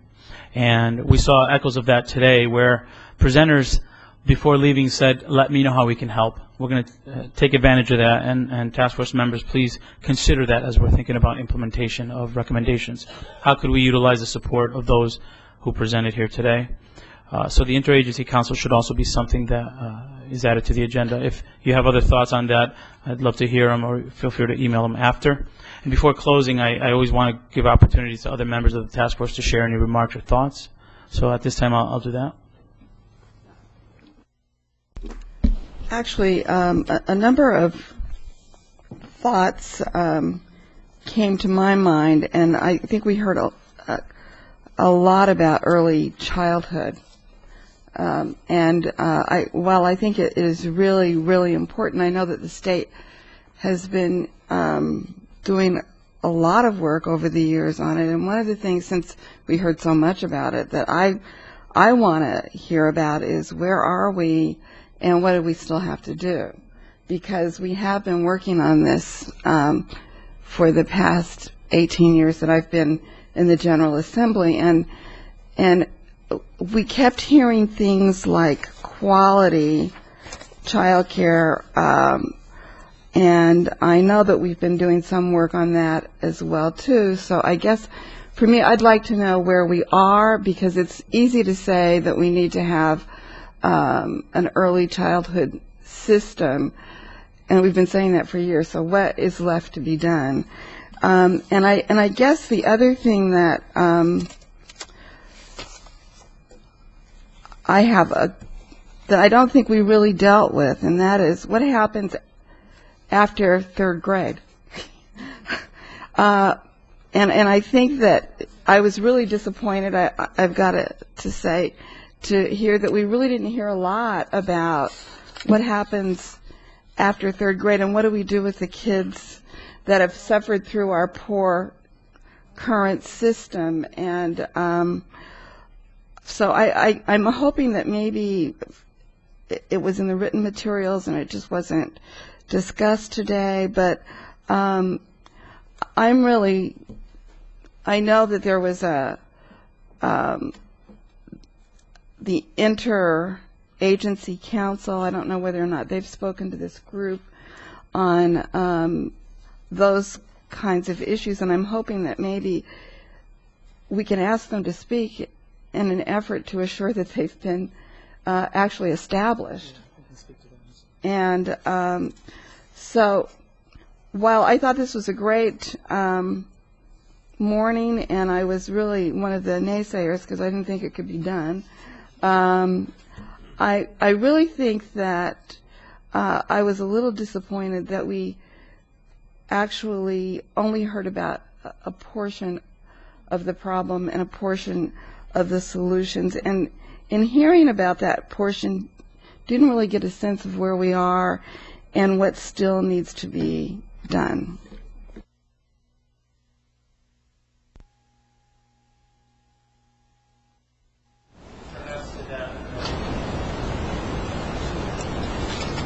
Perhaps to that we could, I'm not sure who would the appropriate person or agency would be to present to us the 3K progress, but that might be something we can add to the agenda for the next meeting. And then with regard to the Interagency Council, the group has not met yet. Their first meeting will be Thursday, January 26th, from 9 to 11 in this room. So members of the task force are welcome to attend or invited to attend to sit in and see that. And then at a future meeting we can have them present. I didn't hear that. What time is the interagency? The Interagency Council will be meeting from 9 to 11 a.m. on Thursday, January 26th. Thank you. Senator Haney? Oh, thank you. I enjoyed this enormously, but I think one of the things that our last speaker talked about was the parents now who were failed by the school system and are, in a sense, the victims of this gap. And I think by ignoring, as I said, not paying enough attention, not ignoring, but not paying enough attention to the group up through 12th grade, up through their senior year in high school, we are not doing our total job. I mean, I understand that the first part is preventative. If we can get the kids in preschool and birth to 3 programs and so forth, that will prevent the problem. But we've got a lot of folks who are the victims of the situation that has been created, and I think we need to address in some way those folks as well. And I'm going to take a look at some brain studies about late adolescence. I meant to do it for today and I forgot, but I will try to do that because I think that might, for the committee, might be of some use as well. Thank you. Just 2 things come to mind. I'm wondering, with schools doing all that they can and community-based organizations also helping, and these incredibly bright people who presented today, with these really mission-driven organizations, one has to wonder why we still have a gap at all. The second thing is, I think it's important for us to work with these organizations, or to do some real work with these organizations more intimately. I mean, maybe about 30 people representing 30 different organizations came before us. And I'm just very hopeful that at some point, maybe members of this task force or in some kind of structure that's effective for everybody can sit down and work with smaller groups of people to really get some more intimate work done.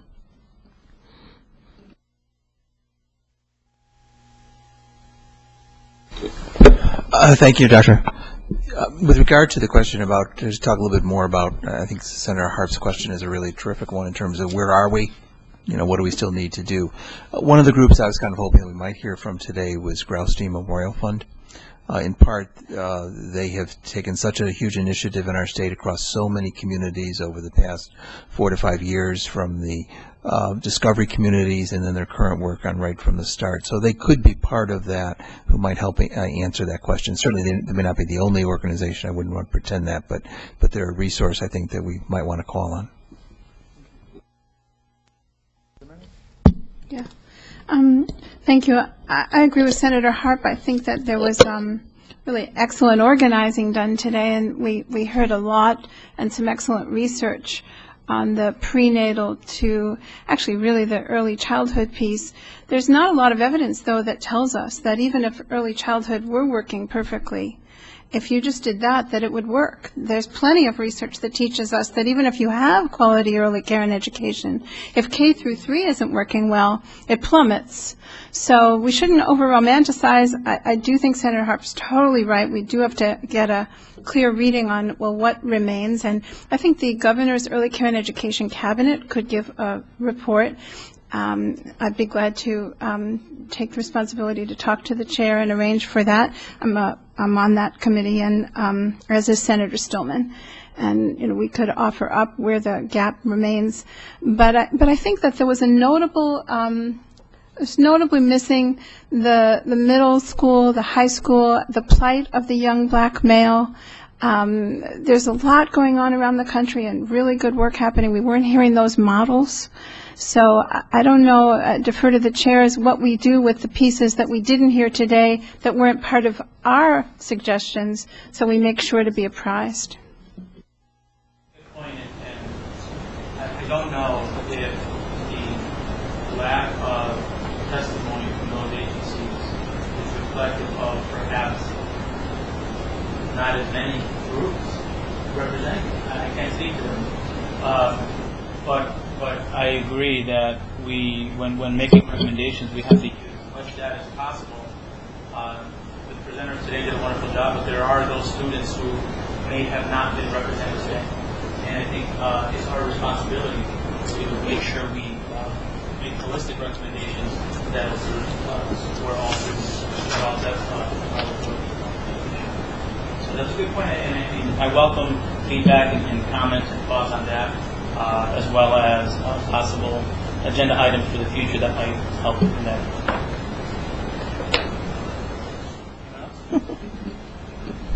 Yeah, I echo everyone's sentiments on that particular topic. What I would add, though, is the conversation around the teacher prep programs and whether we can get them in here quickly enough to learn about that, because that seems to be a theme amongst a number of people's conversations, and I think we really need to get them out here to see exactly what's happening at our institutions of higher education and the teacher training programs. Dr. Cardona, could I just ask that perhaps at some point we hear some testimony, we target the testimony at some future date to hear from people who deal with students in grades 4 through 12, specifically African American, Latino males, and any models that are close by, that are replicable, that are perhaps replicable.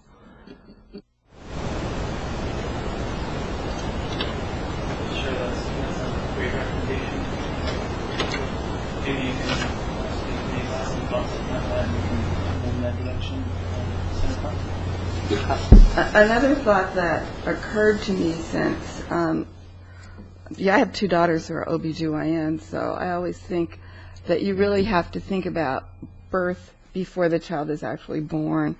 And I wonder, in our health education, what do we have in health education that helps young people know what their obligation in terms of the development of their children might be? So do we even still have health education? I know we're so concerned with testing and all of that, but do we have it?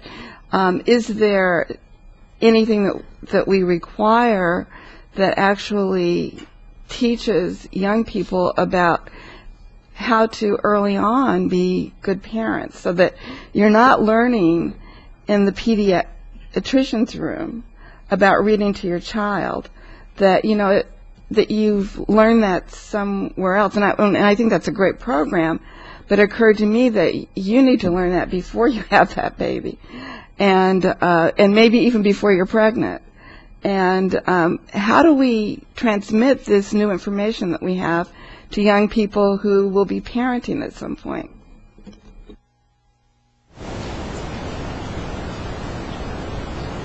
Great, thank you. Dr. Cardona, to go back to kind of the conversation just a moment ago about the lack of information beyond third grade testimony. I'm struck because if my recollection is right, the task force under 10.111, we heard a lot of that. And in a lot of the documentation that we have, it's available. And I know so much is, because of staffing, is not always available. But if there were a way, and I don't know that best way to do that, I know we keep talking about using the universities, but if we could go back and recapture, not to read the 500 pages that came before the other, but to capture the points of each of those presentations, because each one had a series of recommendations. They were incorporated in some of our remarks at the end. But I think that could move us along a little bit more quickly than just holding another set along those. But again, I'm not too sure who can do that, but the data is there. Right on cue.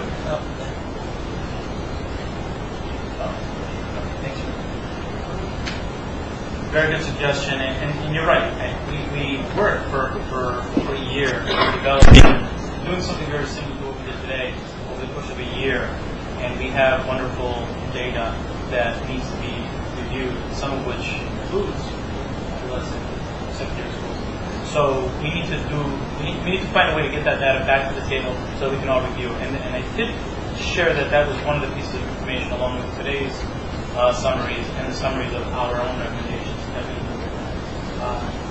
Clearly, several things stood out today, and that is one of those things that we'll include in the future. Right now, I have, for the following meeting, plan development, teacher training programs. I agree with that. That's something that we've heard a lot today. Brain studies, Senator Hanley, age ranging state council discussion, early childhood cabinet presentation, and middle and high school children in gap. Establish that a little bit more. And I would also like to have the website information shared so that we could have access to the common documents, and maybe we could have that presented. And I was just informed by the clerk that February 15th is a holiday. So we need to revisit the date. Would it be better for members to have that discussion here or through email? Would email be okay? We're going to have a conversation the next week so we can establish that. We can all do our homework, studying all the documents that we're going to get. We also have to figure out how to get the documents that were presented today in the hands of the task force members. So before you leave today, please make an arrangement with the clerk, Mr. Calabrese, to get that information. I thank everyone for their time today, and thanks to the presenters and to the task force members for your attention to this. Have a good day.